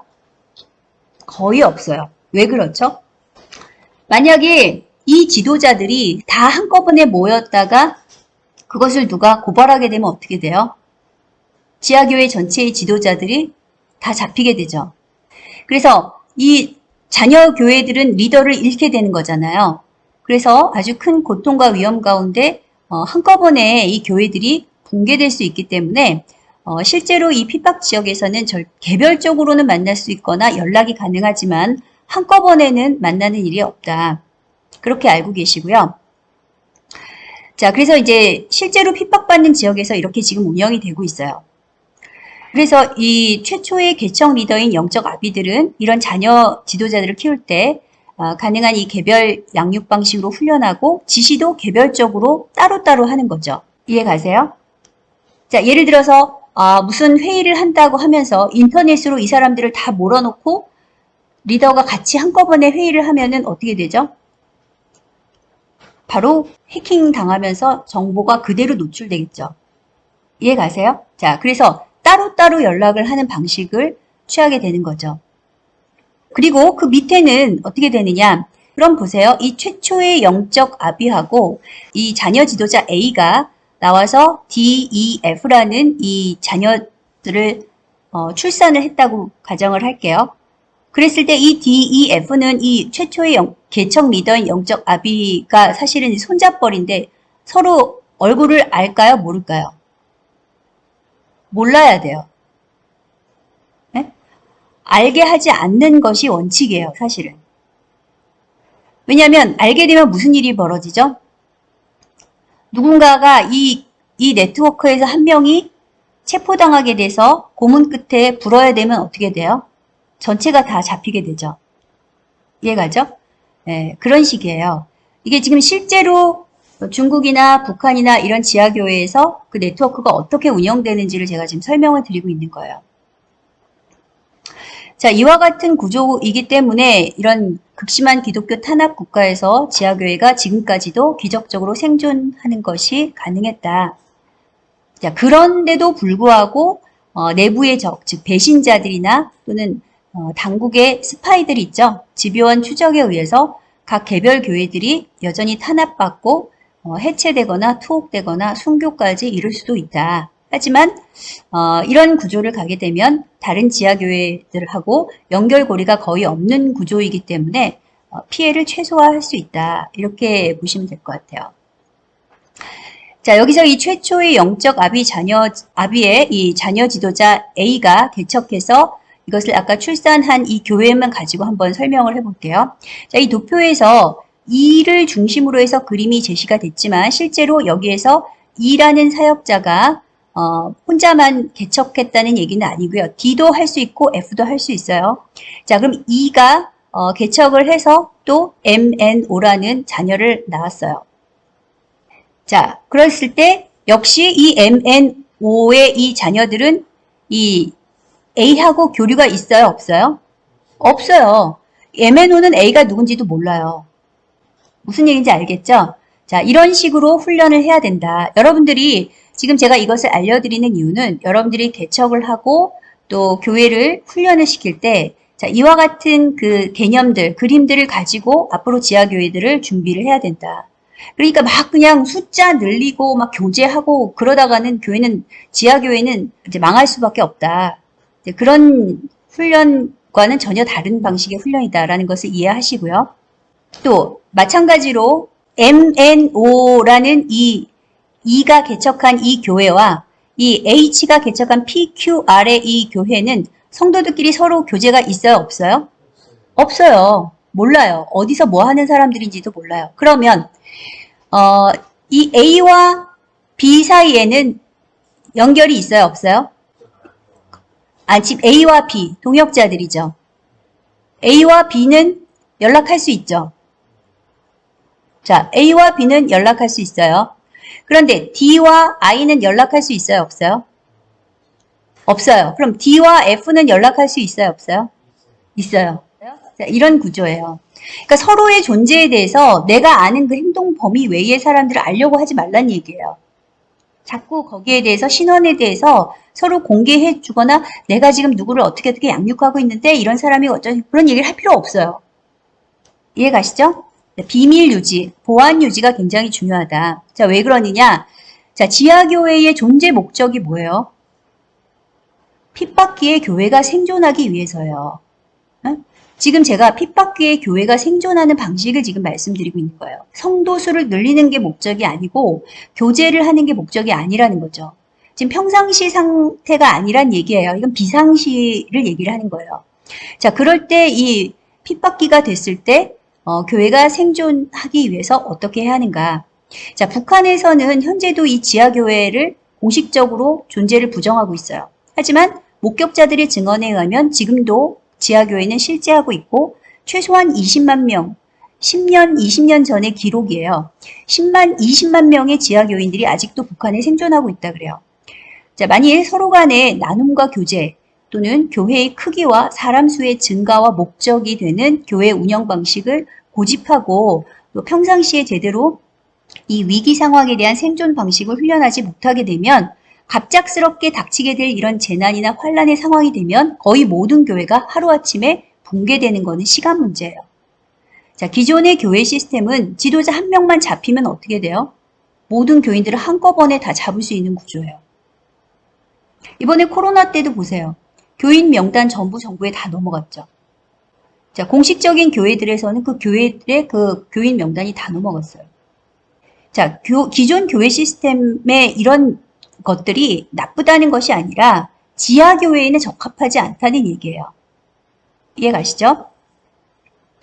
그래서 지하교회 시스템에서는 한 사람이 잡히고 그래서 고문 끝에 결국 정보를 공개할 수밖에 없다고 하더라도 그 사람이 이미 알고 있는 지식 자체가, 정보 자체가 제한적이잖아요. 그러니까 자기가 알고 있는 몇 사람만 같이 희생을 당하는 거지 지하교회 전체가 무너지진 않죠. 자, 이해가죠? 자, 그런 구조다. 자, 그래서 외로움을 견디지 못하는 사람들, 사람들과 교제 없이는 살지 못하는 사람들은 말세에 닥칠 이 환란기 지하교회 성도로는 어쩌면 적합하지 않을 가능성이 높다. 차라리 핍박이 오기 전에 신앙의 자유를 찾아서 자유가 허용되는 지역을 찾아서 계속 이주를 하시든지 그게 안 되면 어쩌면 차라리 빨리 순교하는 것을 구하는 것이 낫다고 말할 수 있을 정도예요. 왜냐하면 지하교회는 이미 전쟁이나 전시 상황, 비상 상황의 교회 형태로 이 훈련을 넘어서 실전에 들어간 상태고 더 이상 이때부터는 나눔이나 교제를 즐기기 위한 성도는 상당히 위험한, 다시 말해서 절제를 하지 못하는 것 때문에 다른 동료 지하교회의 성도들의 영과 육의 생명을 위협하는 상황까지 몰아넣을 수 있기 때문에 빨리 이러한 훈련을 해서 습득을 해서 여러분들이 교제와 나눔에서 벗어나는 훈련을 하셔야 돼요. 이해 가시죠? 이해 가시나요? 자, 그러니까 지금 여러분들이 이 지하교회를 보실 때 전쟁터에 파병된 군사들이지 여기서는 지금 교제하는 놀이터나 쉼터가 아니란 사실을 꼭 기억하셔야 돼요. 자, 배가 있으면은요, 항공모함, 군함이 있고 유람선이 있어요. 자, 지하교회는 어디에 속하는 배일까요? 지하교회는 어디에? 예, 전쟁을 위한 교회예요. 그럼 뭐예요? 예, 항공모함이나 군함에 속하는 거예요. 전쟁 중에 배예요. 항상 전쟁할 준비가 돼 있는 거예요. 근데 여기는 유람선은 뭐예요? 쉬는 곳이죠. 응? 근데 쉬는데 익숙하신 분들은 이 지하교회로 들어가는 것이 굉장히 힘들 거예요. 자, 그래서 지하교회를 준비하는 그런 교회들이라면 모든 이 초점이 리더를 중심으로 훈련에 초점이 맞춰져야 되고요. 만약에 여러분 군대에서 하급 병사들이 지휘관한테 우리 이제 평등한데 훈련이나 이 작전 이유나 내용도 다 공개하고 설명해 주셔야 되는 거 아니에요? 그렇게 되면 어떻게 될까요? 어? 일병, 이병들이 사령관한테 가서 나도 같은 군인인데 나도 지금 뭐 이 작전에 대해서 다 알아야 되는 거 아니에요? 나도 내 생명이 걸린 건데 어떻게 돼요? 네? 자, 교회도 마찬가지예요. 지하교회 성도들은 따라해보세요. 절대 입이 가벼워서는 안 된다. 네. 지금부터는 입을 잘 다스려야 돼요. 혀의 절제가 아주 중요해요. 자, 하나님께서 그 사람을 만약에 이 지하교회의 성도들, 말세에 훈련하는 이 성도들로 택하셨다면 가장 먼저 이런 군사훈련을 시키실 거예요. 그래서 권위에 대한 순종과 말에 대한 절제, 즉 혀에 대한 절제 훈련부터 시키실 거예요. 여러분들이 어느 곳에 있든지 지금 이 강의, 이 설교를 들으시는 지역이 어디든지 여러분들이 하나님께서 택하신 이 지하교회의 종들이라면 하나님께서 그곳에서 이 훈련을 반드시 시키실 거예요. 이 지하교회 리더들은요, 군대의 지휘관들이 스파이들을 우려해서 절대 작전 계획을 병사 전체한테 공개하지 않아요. 그래서 군대마다 담당한 부하 지휘관들한테 개별적으로 따로따로 비밀리에 작전 명령을 하는 그런 시스템이에요. 모임에 대한 계획이나 정보도요, 갑자기 전달을 해요. 미리 하지 않아요.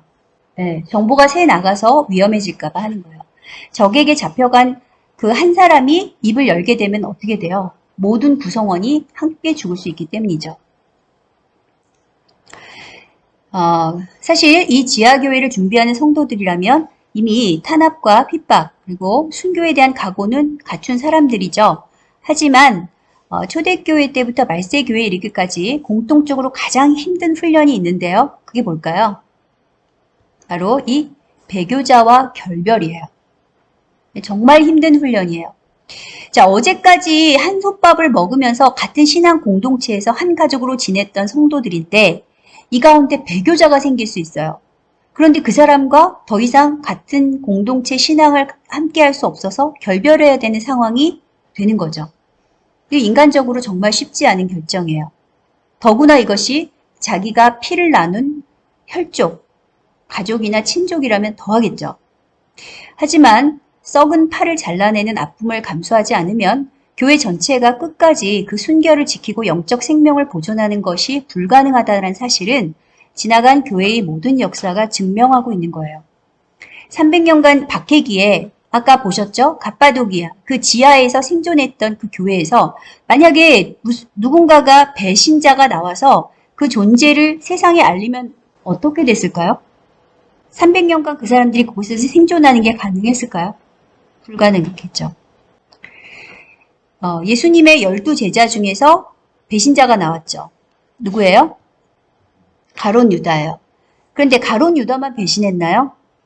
사도 요한 빼고 모든 제자들이 다 예수님을 배신했어요. 사도 요한은 십자가까지 따라갔죠. 자, 예수님을 버리고 떠난 것을 배교라고 할 수 있어요.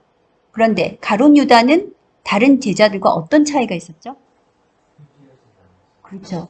가롯 유다는 후회는 했지만 회개하지 않았어요. 그래서 자살로 자기 생을 마감했어요. 하지만 다른 제자들은 어떻게 했어요? 회개했어요. 근데 그 회개한 열매가 뭐예요? 순교예요. 그래서 배교의 죄는 순교로만 그 회개의 사실을 검증할 수 있다는 것이 성경에서 증명된 거예요. 자, 지하교회에서 공동체 가운데 만약에 배교자들이 생긴다면 그들이 자기가 회개했다는 사실을 판단할 수 없죠. 어떻게 판단할 수 있어요? 예, 그가 그 인생의 마지막, 예, 생의 마지막을 보고 우리가 그는 정말 회개한 사람이었어라고 판단할 수 있는 거죠. 우리는 인간이기 때문에. 물론 하나님은 아시겠죠. 하지만 우리는 인간이기 때문에 그렇답니다. 그래서 일단은 우리가 확인할 길이 없기 때문에 결별하고 헤어진 상태에서 그가 진실로 회개하고 돌이키기를 중보하는 것이 다른 성도들과 교회를 지킬 수 있는 지혜로운 선택이다라고 할 수 있고요. 예전처럼 만약에 계속 교제를 진행하다가는 오히려 여러분 자신과 다른 공동체의 가족들이 함께 배교할 가능성이 높아진다. 이해가시죠? 굉장히 어려운 부분이에요. 마지막으로 지하교회 네트워크 훈련에 있어서 가장 먼저 준비해야 될 그 전제 조건이 있는데 그것은 바로 리더와 성도들 간의 목숨을 건 절대적인 신뢰관계예요. 다윗이 목동 시절에 아버지가 맡긴 양들을 지키기 위해서 어떻게 했어요? 응? 사자하고 곰 같은 맹수들을 하고 싸웠어요. 맨몸으로 싸웠죠. 그쵸? 물맷돌 몇 개 갖고 싸웠단 말이에요. 자, 이렇게 생명을 걸고 싸운 것처럼 리더는 자기에게 맡겨진 성도들을 지키기 위해서 목숨을 걸어야 돼요. 성도들은 또 어떻게 해야 돼요? 그 리더를 전적으로 믿고 따라줘야 돼요. 여러분 어렸을 때를 한번 기억해 볼게요. 나쁜 사람이 어떤 가정에 아기들을 꼬셔서 납치하려고 하면서 그 부모하고 아이들을 이간질해요. 야, 네 엄마 아빠가 니들이 싫다고 버렸어. 네 엄마 아빠는 나쁜 사람이야. 그러니까 니들은 이제부터 나하고 같이 가야 돼. 그래갖고 아이가 그 말을 믿고 그 사람을 따라간다면 어떻게 되죠? 부모가 만약에 보는 데서 그 일어났다면 그 일이 일어나면 부모는 당연히 아이들을 지키기 위해서 목숨 걸고 싸우겠죠. 하지만 만약에 부모가 모르는 가운데 그런 일이 집 밖에서 일어나면 그 책임은 누구한테 있는 거예요? 자, 리더와 성도들의 관계도 마찬가지라는 거죠. 자, 이거 아주 중요한 얘기예요. 여러분, 사소한 오해 또는 이간질 또는 음해, 모함 이런 걸로 서로의 신뢰가 깨질 관계라면 지하교회에서는 아예 그 관계는 시작부터 빨리 헤어지는 게 좋아요. 그 정도로 흔들릴 관계라면 더 관계를 지속할 필요가 없다는 거예요. 왜 그래요? 자, 지하교회는 어떤 상황의 교회라 그랬어요?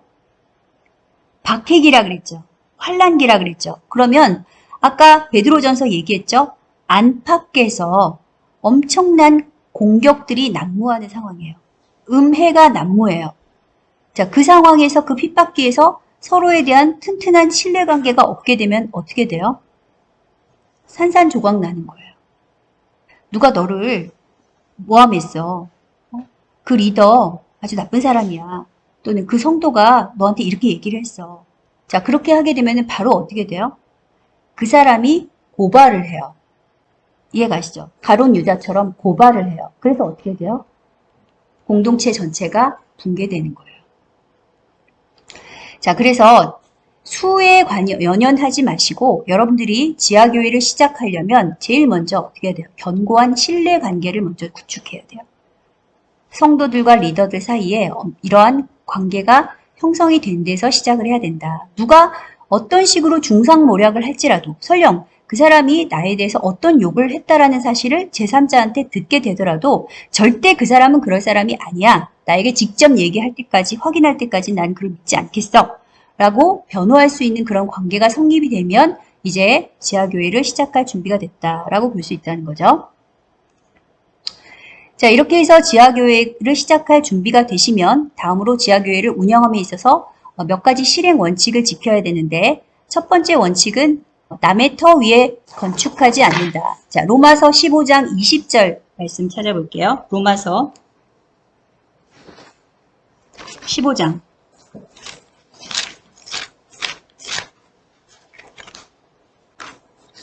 자, 15장 20절 말씀 같이 읽겠습니다. 시작. 또 내가 그리스도의 이름을 부르는 곳에는 복음을 전하지 않기를 힘썼노니 이는 남의 터 위에 건축하지 아니하려 함이라. 당시의 사도들도 아까 얘기했죠. 베드로의 구역이 따로 있었고 바울의 구역이 따로 있었다 그랬죠. 각자의 구역이 따로 있었어요. 서로 겹치거나 충돌하지 않도록 이렇게 질서 안에서 서로의 사역 범위를 침범하지 않도록 힘을 기울였단 말이죠. 자, 이 도표를 한번 보세요. 이게 무슨 얘기냐면요. 자, 최초의 개척 리더로부터 자녀 지도자 A가 DEF라는 자녀들을 출산하는 교회를 하나를 개척했어요. 그런데 E가 개척하러 나가면서 혼자 나가서 개척을 하는 게 아니라 어떻게 하냐면 DF를 같이 데리고 나가요. 지금 이 말이 무슨 말인지 아직 이해가 안 가시는 분들이 있을 수 있어요. 자, 이 D와 F는 E가 출산한 자녀들인가요? 아니죠. 그럼 나중에 무슨 일이 벌어지죠? 교회 안에 권위가 서질 않아요. 응? 여기 와서 D와 F와 그 다음에 E가 출산한 자녀들 사이에 충돌이 벌어지겠죠. 자, 그리고 또 보안상에도 큰 문제가 생길 수 있고요. 실제로 대형 교회에서 지금 기존의 교회에서는 어떤 시스템이냐? 교회에서 본교회에서 분립 개척을 한다고 쳐요. 자, 분립 개척할 때 어떻게 하죠? 부목사님이 본교회 성도들과 같이 나가서 개척을 하면서 거기에 새로운 성도들이 들어오죠. 자, 그런데 대부분의 경우는요. 거기에서 개척하러 나갔던 분들의 대다수가 다시 본교회로 돌아오게 돼요. 왜? 왜 그럴까요? 아까 말한 그 문제예요. 거기에서 주도권을 행사할 수 없게 되기 때문에 다시 돌아오게 되는 거예요. 그런데 개척하러 나가신 분은 어디에 집중해야 돼요? 새로운 신자들, 새로운 성도들한테 집중할 수밖에 없죠. 그쵸? 자, 이게 기존 교회에서도 일어나는데 지하교회는 여기다 플러스 무슨 일이 벌어지는 거예요? 핍박기 상황이라는 거죠. 핍박기 상황이고 지금 E가 개척한 MNO라는 사람들은 DF하고 관련이 있는 사람들이 없는 사람들이에요. 없는 사람들이에요. 그래서 여기서 새로 남의 터 위에 개척하는 것은 나중에 좋지 않은 열매를 맺게 될 가능성이 매우 높고 보안적으로도 위험하다. 이해가시죠? 그래서 완전히 새로 시작하는 개척을 하는 것이 필요하다. 자, 두 번째 지하교회 원칙은 가정교회 중심이어야 되는데 아까 제가 설명했죠. 인원수가 아까 2명에서 8명 이내라고 했어요. 자, 한 남자와 한 여자가 육신에서도 아기를 낳게 되면은 평생 동안 낳을 수 있는 평균 자녀수가 몇 명인지 아세요? 한 남자와 한 여자. 솔로몬 같이 부인 많은 거 말고. 보통 12명으로 봐요. 산하 제한이 없다고 했을 때.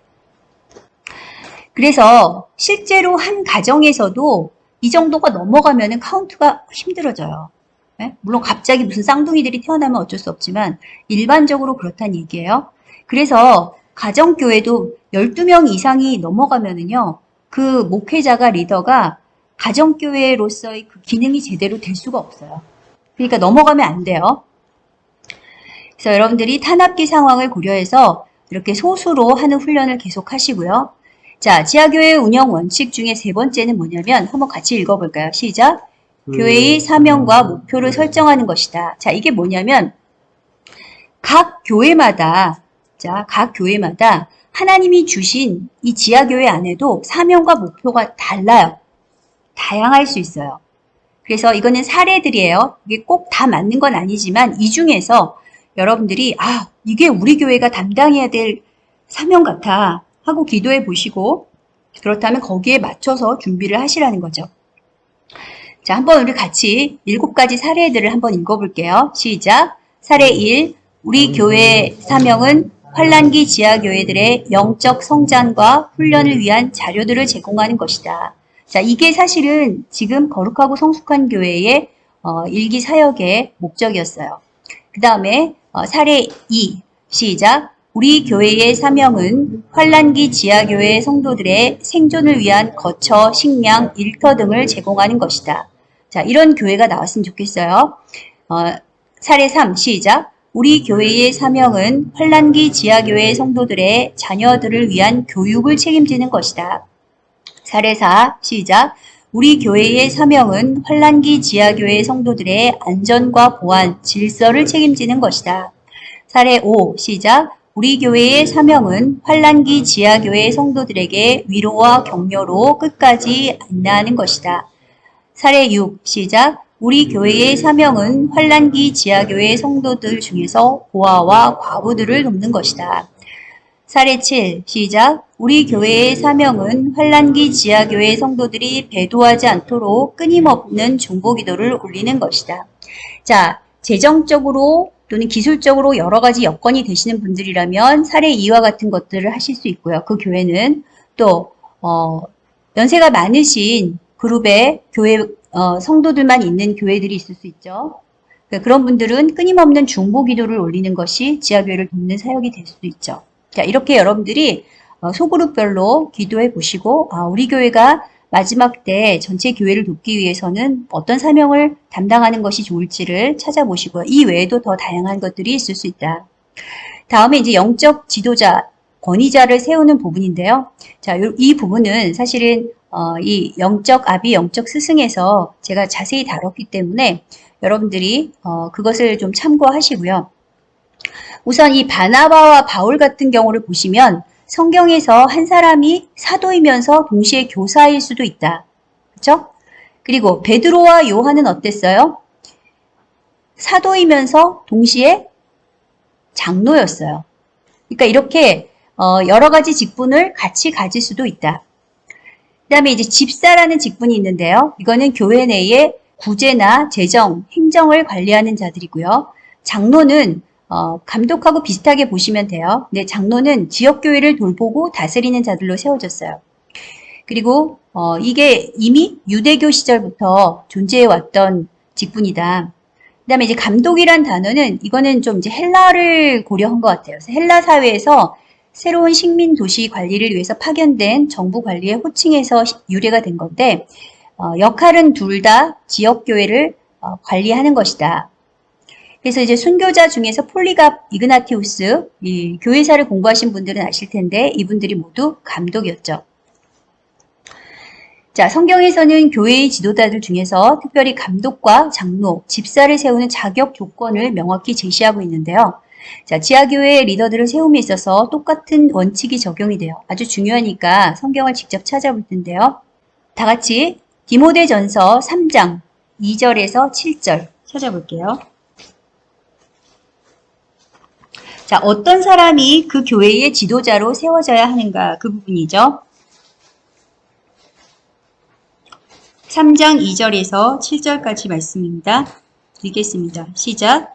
그러므로 감독은 책망할 것이 없으며 한 아내의 남편이 되며 절제하며 신중하며 단정하며 나그네를 대접하며 가르치기를 잘하며. 잠깐 여러분들 여기 다 하나하나 표시하시면서 하셔야 돼요. 책망할 것 없다. 그 다음에 하나하나 아내의 남편 뭐 이런 식으로 절제, 동그라미, 신중 이렇게 다 하시면서 3절 시작. 술을 즐기지 아니하며 구타하지 아니하며 오직 관용하며 다투지 아니하며 돈을 사랑하지 아니하며 4절 자기 집을 잘 다스려 자녀들로 모든 공손함으로 복종하게 하는 자라야 할지며 5절 아주 중요해요. 다 같이 시작. 사람이 자기 집을 다스릴 줄 알지 못하면 어찌 하나님의 교회를 돌보리요. 자, 그리고 여기 뒤에 나오지만 새로 입교한 자, 신앙생활 얼마 하지 않은 사람들은 아무리 똑똑하다고 해도 절대로 지도자로 세우면 안 돼요. 교만해져서 마귀를 정죄하는 그 정죄에 빠진다. 자, 마귀같이 교만해진다 그 말이에요. 자, 디도서도 똑같이 찾아볼게요. 1장 7절에서 9절까지 디도서. 자, 여러분들이 우리 교회의 지도자는 어떤 사람이 되어야 될까? 또는 나는 어떤 사람이 될까? 이걸 머릿속에 생각하시면서 오셔야 돼요. 자, 1장 7절, 9절 시작. 감독은 하나님의 청지기로서 책망할 것이 없고 제 고집대로 하지 아니하며 급히 분내지 아니하며 술을 즐기지 아니하며 구타하지 아니하며 더러운 이득을 탐내지 아니하며 오직 나그네를 대접하며 선행을 좋아하며 신중하며 의로우며 거룩하며 절제하며. 그 다음에 9절 밑분 말씀의 가르침을 그대로 지켜야 하리니 이는 능히 바른 교훈을 권면하고 거슬러 말하는 자들을 책망하게 하려 함이라. 자, 여기에 제가 아까 말씀드렸죠. 성경책에다 중요한 자격 조건에 직접 표시하면서 읽어보시라 그랬어요. 자, 이것은 교사이자 사도인 바울이 그의 영적 아들인 디모데와 디도한테 보내는 편지에서 교회를 개척하고 지도자들을 세움에 있어서 필요한 자격 조건이 무엇인가? 너가 그 교회의 지도자들을 세울 때는 이런 사람들을 세워야 돼 하면서 가르쳐주고 있는 거예요. 자, 근데 여기서 지금 가장 중요한 포인트가 뭘까요? 가장 중요한 포인트가 뭐예요? 일단 지금 감독의 자격 요건이에요. 뒤에 나와서도 또 똑같은 얘기가 나와요. 일단 결혼해서 한 아내의 남편이 되고 자녀들도 낳고 그 자녀들이 부모에게 순종하는 온전한 가정을 이루고 잘 다스리는 것이 필수적인 자격 요건이다. 자, 오늘날로 말했을 때 불순종하는 자녀들을 돕거나 부인이 한 사람이 아니라 여러 사람, 뭐예요? 불륜이죠. 불륜하는 사역자는 사역자로 세워지면 된다, 안 된다? 안 된다. 자기 가정도 제대로 다스리지 못하는데 하나님의 교회를 어떻게 돌보느냐, 이게 성경의 진단이에요. 아주 중요해요. 자, 디모데는 이 바울로부터 에베소 교회를 돌보도록 위임받아서 섬기게 됐는데 그 자신은 성경에서는 디모데의 역할은 교사였어요. 그리고 또 복음 전하는 자였어요. 그 역할이 그렇게 명시되어 있는데 그러면은 교사인데요. 교사가 높을까요? 그럼 장로가 높을까요? 네?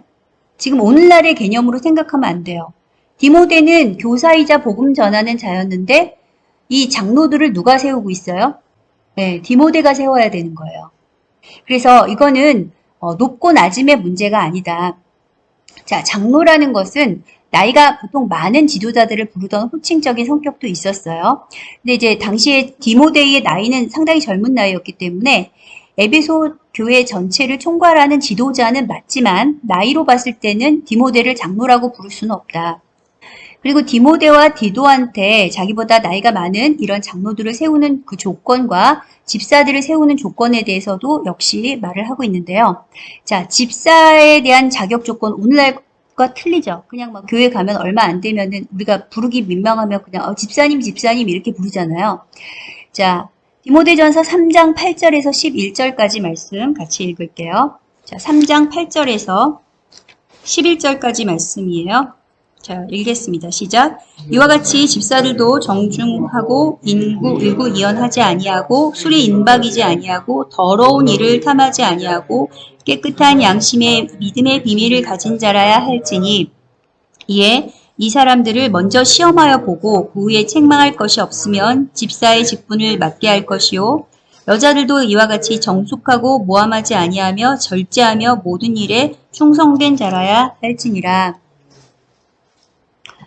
자, 여기에서요, 또, 그 뒤에 나오는 부분도 중요하니까 줄을 치세요. 12절, 13절. 자, 똑같은 얘기가 나와요. 시작. 집사들은 한 아내의 남편이 되어 자녀와 자기 집을 잘 다스리는 자일지니 집사의 직분을 잘한 자들은 아름다운 지위와 그리스도 안에 있는 믿음에서 큰 담력을 얻느니라.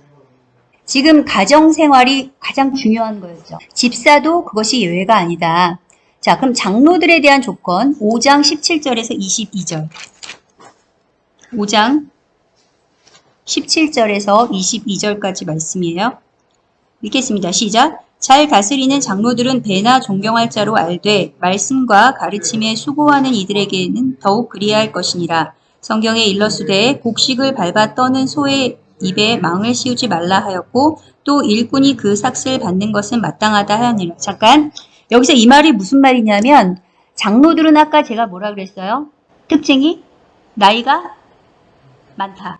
예, 나이가 몇 살 정도를 보통 보냐면 당시 나이로 65세 이상 또는 60세 이상 이렇게 봤어요. 그러면 현역에서 일을 해서 돈을 벌 수 있는 나이가 아니라는 거죠. 자, 그래서 어떻게 해요? 말씀을 가르치고 교회를 담당하면서 생계비를 어디서 대줬다는 거죠?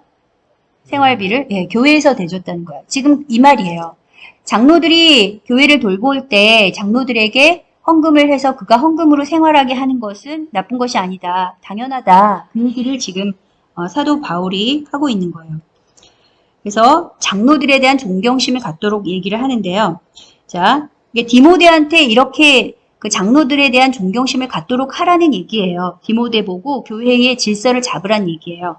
자, 19절부터 읽을게요. 시작. 장로에 대한 고발은 두세 증인이 없으면 받지 말 것이요. 범죄한 자들은 모든 사람 앞에서 꾸짖어 나머지 사람들로 두려워하게 하라. 그 다음에 22절 한번 읽어볼게요. 시작. 아무에게나 경솔히 안수하지 말고 다른 사람의 죄에 간섭하지 말며 내 자신을 지켜 정결하게 하라. 자, 이렇게 그 장로들에 대한 자격 조건이 나왔죠. 그 다음에 여러분들이 이제 여기서 공통적으로 그 나와 있는 그 부분들에 대해서 아까 제가 표시하라고 했던 부분에서 꼭 공통적으로 나왔던 게 뭐였죠? 한 아내의 남편이죠. 한 아내의 남편이에요. 그리고 불순종하는 일이 없는 믿는 자녀를 둔 자예요. 그러니까 가정에서 순종하는.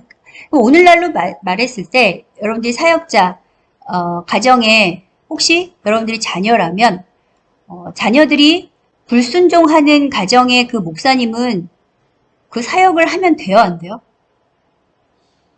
그러면 자녀들은 어떻게 해야 돼요? 자녀들이 불순종하는 순간 목사님 보고 자기 부모님이 만약에 목사님이라면 목사님 사역 그만두세요 라고 행동으로 말을 하는 거예요. 그러니까 그렇게 하면 돼요, 안 돼요? 안 된다는 얘기예요. 사역을 더 이상 할 수 없게 된다는 얘기예요. 가장 중요한 얘기예요. 네?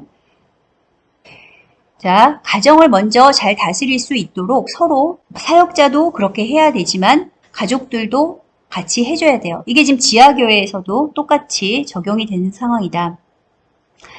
그런데 문제는 뭐냐면요. 마지막 때 지하교회에서 가정교회별로 안수받은 사역자들이 없는 경우들이 있을 수 있죠. 우리 가정교회에는 목사님도 안 계신데요. 굉장히 많잖아요. 그런 경우가.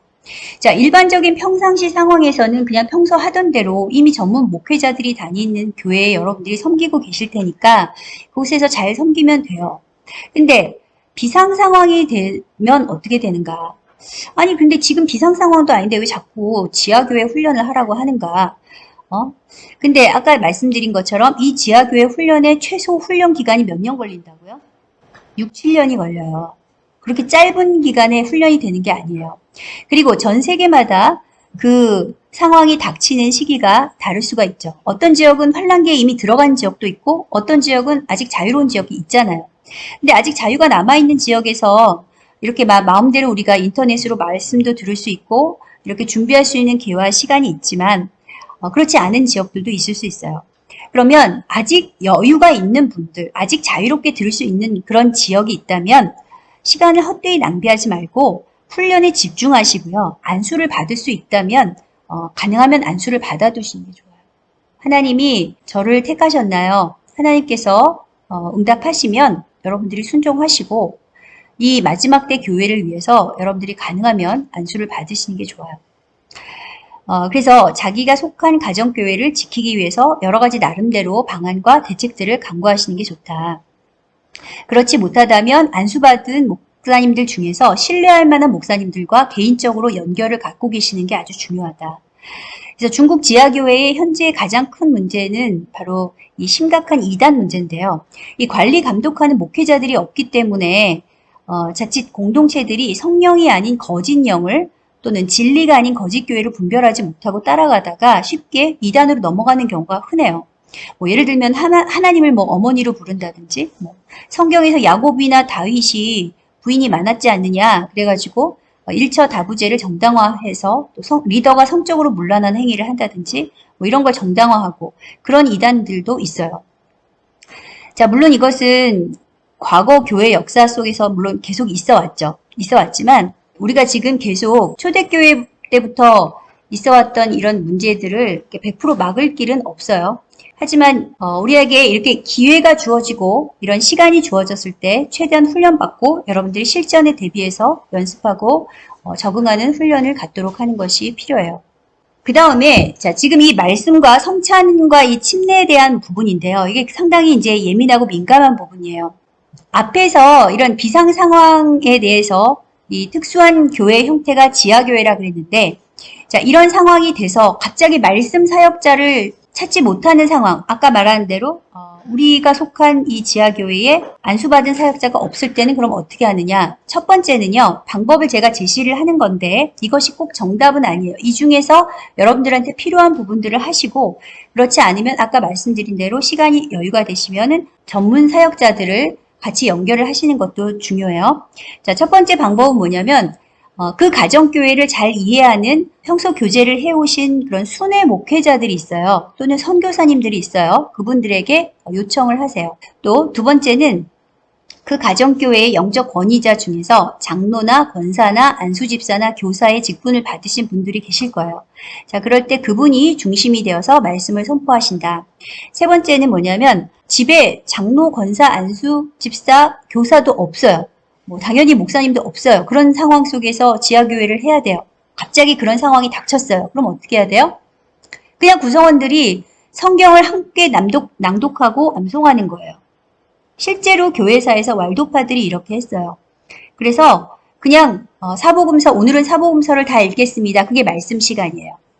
무슨 얘기인지 아시겠죠? 사복음서의 산상수훈을 읽겠습니다. 뭐 바울서신을 읽겠습니다. 뭐 이런 식으로 쭉쭉 나가는 거죠.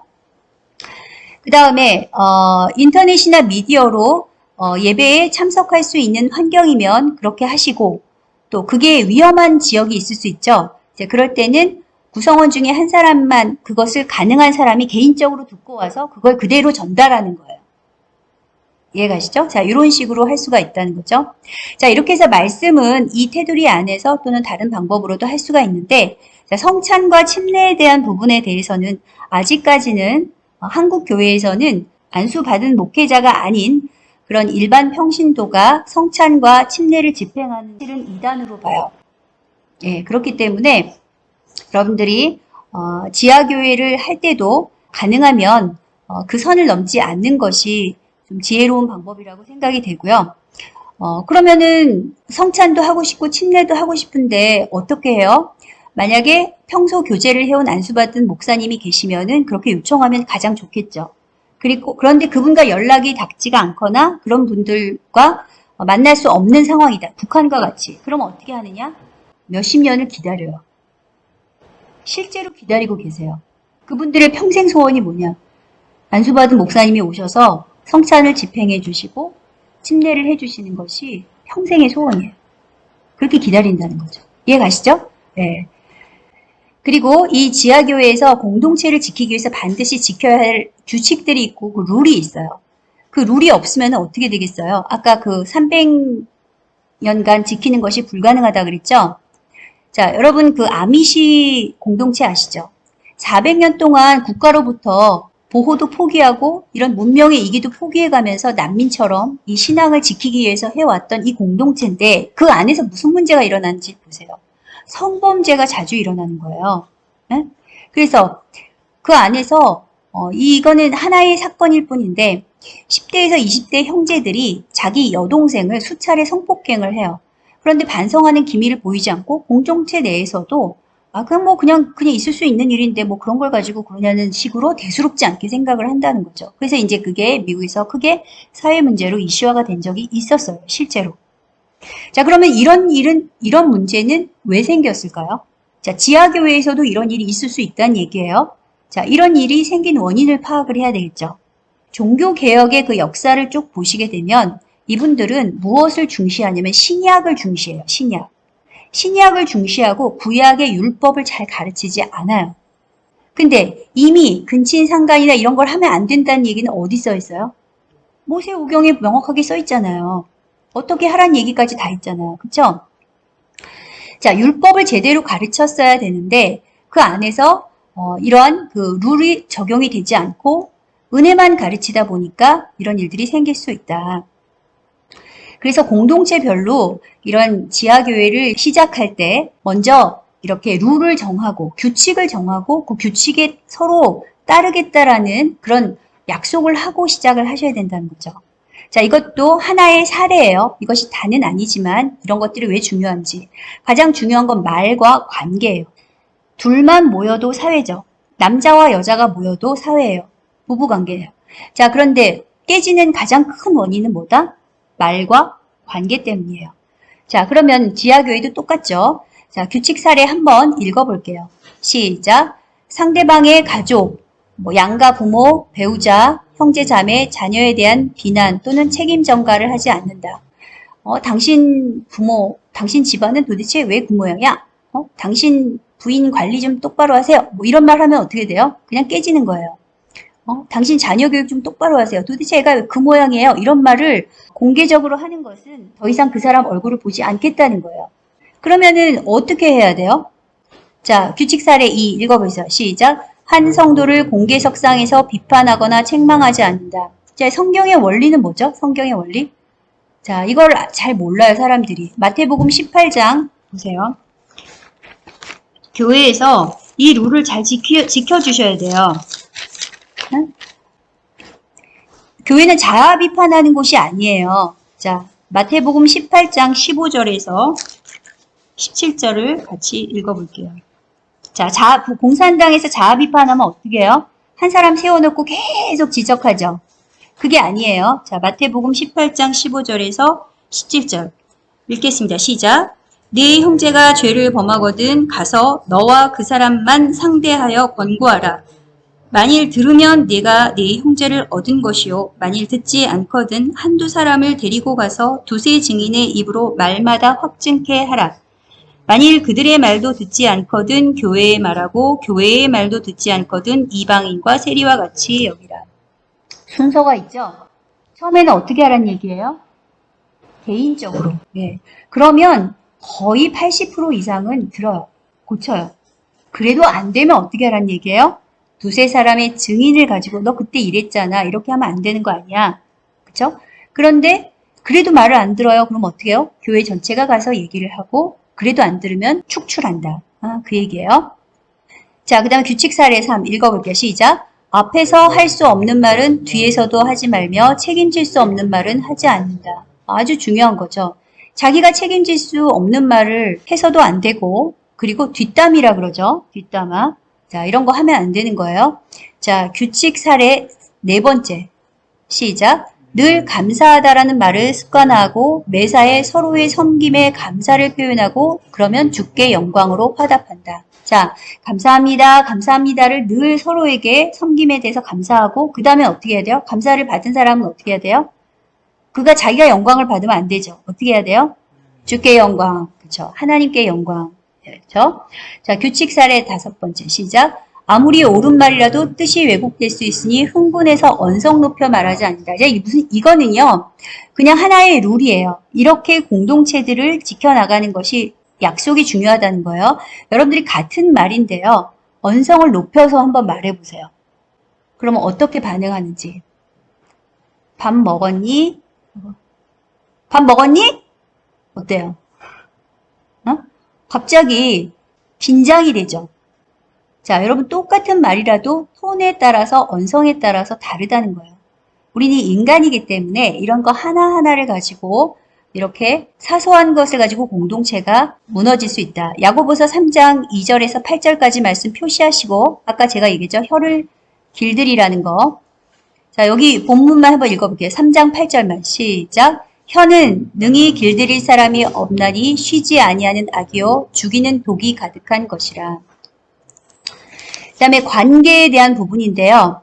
자, 규칙 사례 6 읽어보세요. 시작. 공동체 내에서 개인 간에 돈 거래를 하지 않는다. 자, 이 안에서요. 신뢰한다고 해서 서로 막 빚보증을 하고 다단계를 하고 뭐 이렇게 하는 경우가 있는데요. 절대 안 돼요. 네? 자, 여러분들이 약속을 그렇게 꼭 지키도록 하세요. 인간은 선할까요? 악할까요? 성경에 가면. 예, 악하다라는 전제를 믿어야지 성경을 믿는 거예요. 자, 미리 방어를 해서 그 사람이 죄 지을 수 있는 여지를 안 줘야 되는 거예요. 그게 현명한 거예요. 죄 지을 수 있는 여지를 주고 나중에 가서 원망하지 마시라는 얘기예요. 자, 규칙 사례 7 읽어볼게요. 시작. 폐쇄된 공간에서 부부가 아닌 다른 이성과 1대1 사역 또는 교제는 절대 금한다. 자, 이런 일들은 여러분들이 사례를 많이 보셨죠? 더 설명 필요 없을 것 같아요. 규칙 사례 8 시작. 공동체 내에서 살인, 음행, 배교를 하게 되면 출교한다. 자, 요 근거는 고린도전서 5장 1절에서 13절까지인데 요거 반드시 여러분들이 찾아보세요. 제가 한 얘기가 아니에요. 자, 규칙 사례 9 시작. 죽은 자를 기념하는 제사, 추도 예배, 각종 추모 행위와 지속적인 애도들을 금한다. 자, 앞에 있는 것들은 살아있는 사람들과의 관계예요. 이건 뭐예요? 죽은 자와의 관계죠. 네? 근데 죽은 자와의 관계를 이렇게 계속 지속하면 돼요, 안 돼요? 죽음의 영이 들어오기 시작해요. 공동체에 실제로 죽음의 영을 끌어들이는 행위예요. 우상숭배죠. 그렇죠? 굉장히 무서운 일들이 일어나요. 공동체 내에서. 사람이 죽었는데 장례식이 끝났는데도 계속해서 죽은 사람 사진을 뭐 매일 품에 안고 자든지 뭐 상에 뭐 다 붙여놓고 그것들 버리지 않고 또 어떤 사람은 추모 사진집, 영상집 다 만들어서 매일매일 찾아보고 기념하고 이러면 안 된다는 거예요. 심지어 어떤 사람은 죽은 자와 대화를 시도하는 사람도 있어요. 안 돼요. 자, 규칙 사례 10 읽어보세요. 시작. 공동체 내의 모든 권위와 질서를 지키며 선을 넘지 않는다. 자, 에베소서에서 나온 게 그거죠. 가정 내에서 남녀는 평등하지만 아내는 자기 남편의 말에 복종해야 돼요? 아니면 평등을 주장해야 돼요? 어? 복종해야죠. 성경의 원리는 그거예요. 남편의 말에 복종하라는 거예요. 왜 그러죠? 책임이 누구한테 있다는 얘기예요? 남편한테 있는 거예요. 그러면 심판대 앞에서 누가 책임지는 거예요? 남편이 지는 거예요. 아내는 복종하라 그랬으니까 복종한 거예요. 이해 가시죠? 자, 이런 식으로 그 관계에서 권위와 질서를 지키라는 거죠. 그리고 여섯 번째 이 지하교회 원칙은 각각 성도들의 영적 성장 단계별로 맞춤식 훈련을 하는 것인데 영적 성장 단계를 진단하고 각 단계별로 어떤 훈련이 필요한지에 대해서는 지난 시간에 제가 영적 아비, 영적 스승에서 자세히 설명을 드렸으니까 그 부분을 참조하시고 각 교회의 상황에 맞춰서 적용해 나가시고 매뉴얼들을 만들어 가시면 될 것 같아요. 자, 마지막으로 이 지하교회 원칙의 일곱 번째는 키우고 있는 이 영적 자녀들 가운데 먼저 파송할 재생산을 위한 키맨 리더들을 세우고 훈련하는 거예요. 자, 키맨을 세운다고 하니까, 이거는 뭐 제자들 중에서 한 사람을 대표로 마치 반장처럼 세우라는 얘기인가? 그게 아니에요. 자, 키맨을 세우는 목적은 제자 중에서 선생님을 대신해서 반을 통솔하기 위해서가 아니고, 공동체 밖에 나가서 새로운 공동체를 재생산할 수 있는 이 자생력이 있는 사람으로 키우란 얘기예요. 그래서 이 자생력이 있는 사람인지 아닌지를 어떻게 분별을 할 수 있느냐. 그 사람이 잘 가르치고 또 똑똑하고 그렇다고 하더라도 그 사람이 만약에 제자들 사이에서 경쟁의식을 가지고 높아지려고 한다든지 또는 선생님의 권위에 맞서서 자기 주장을 굽히지 않거나 또는 아직 재생산을 할 만한 특별 훈련을 받지 못해서 계속해서 섬기는 훈련이 되어 있지 않다. 자, 그럴 때는 이 키맨 그룹에 들어갈 수 없어요. 아직은 영적 아이나 청소년 단계라고 볼 수 있다는 거죠. 자, 그래서 어떤 사람을 키맨으로 우리가 볼 수 있느냐? 누가 제일 희생을 많이 하느냐? 그걸 봐야 돼요. 자, 공동체 모임을 하는데요. 어떤 사람을 계속 보이지 않게 섬기는 사람들이 있어요. 뒤에서. 그런 사람들을 눈여겨보시고 다음 리더, 그러니까 교회를 개척할 수 있는 재생산을 위한 리더다. 이렇게 여러분들이 잘 보시고 희생하는 겸손함을 갖춘 자를 다음 리더로 세운다.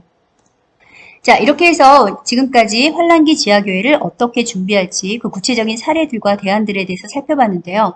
자, 오늘은 마지막 때 박해기를 경험할 교회들에게 생존을 위해서 꼭 필요한 여러 가지 실행 매뉴얼들 가운데 하나를 제시했을 뿐이에요. 한국 교회 재림 신앙의 불을 단번에 꺼버린 치욕스러운 사건. 1992년도 10월 28일 다미선 교회의 휴거 불발 사건을 기억하실 텐데요. 그로부터 30년이 지났어요. 그럼에도 불구하고 지난 30년간 끊임없이 손가락질과 가든 수모를 무릅쓰고 계속 마지막 때와 주님의 재림을 경고하고 알리는 진실한 교회들의 성도들과 지도자들이 있어 왔음은 물론 참 감사한 일이죠. 하지만 이제는 한국교회가 한 단계 더 성장하고 성숙할 때가 되지 않았을까요?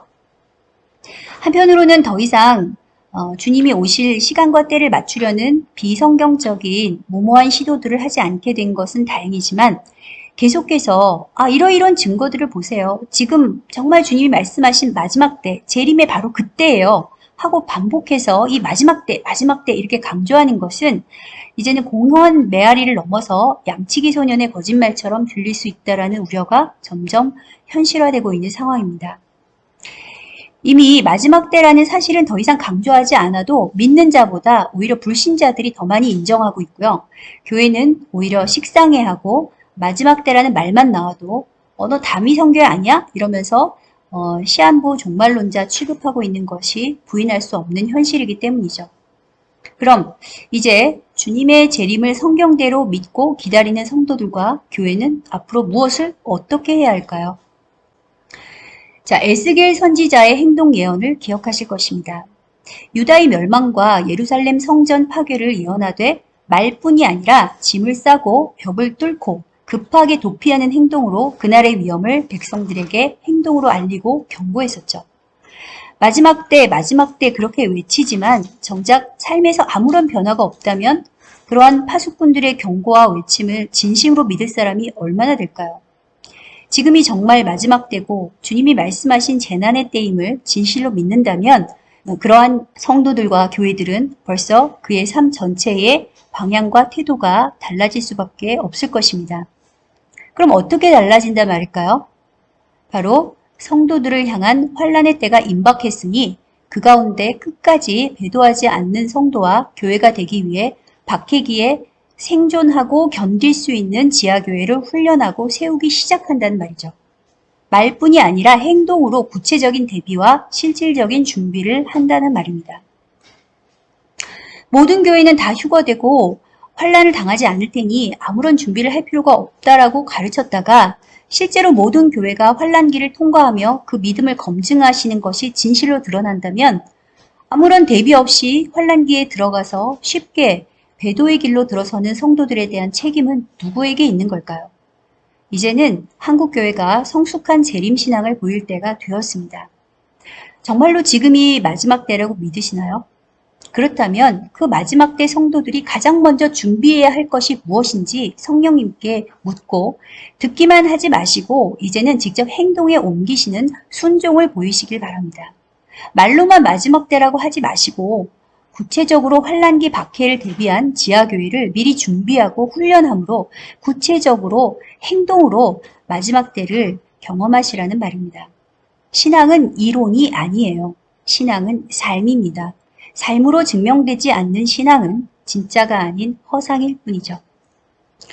예수님께서 말씀하신 환란의 의미는 단순히 온 지구가 흔들리는 무시무시한 기후재앙에 대한 경고가 핵심이 아닙니다.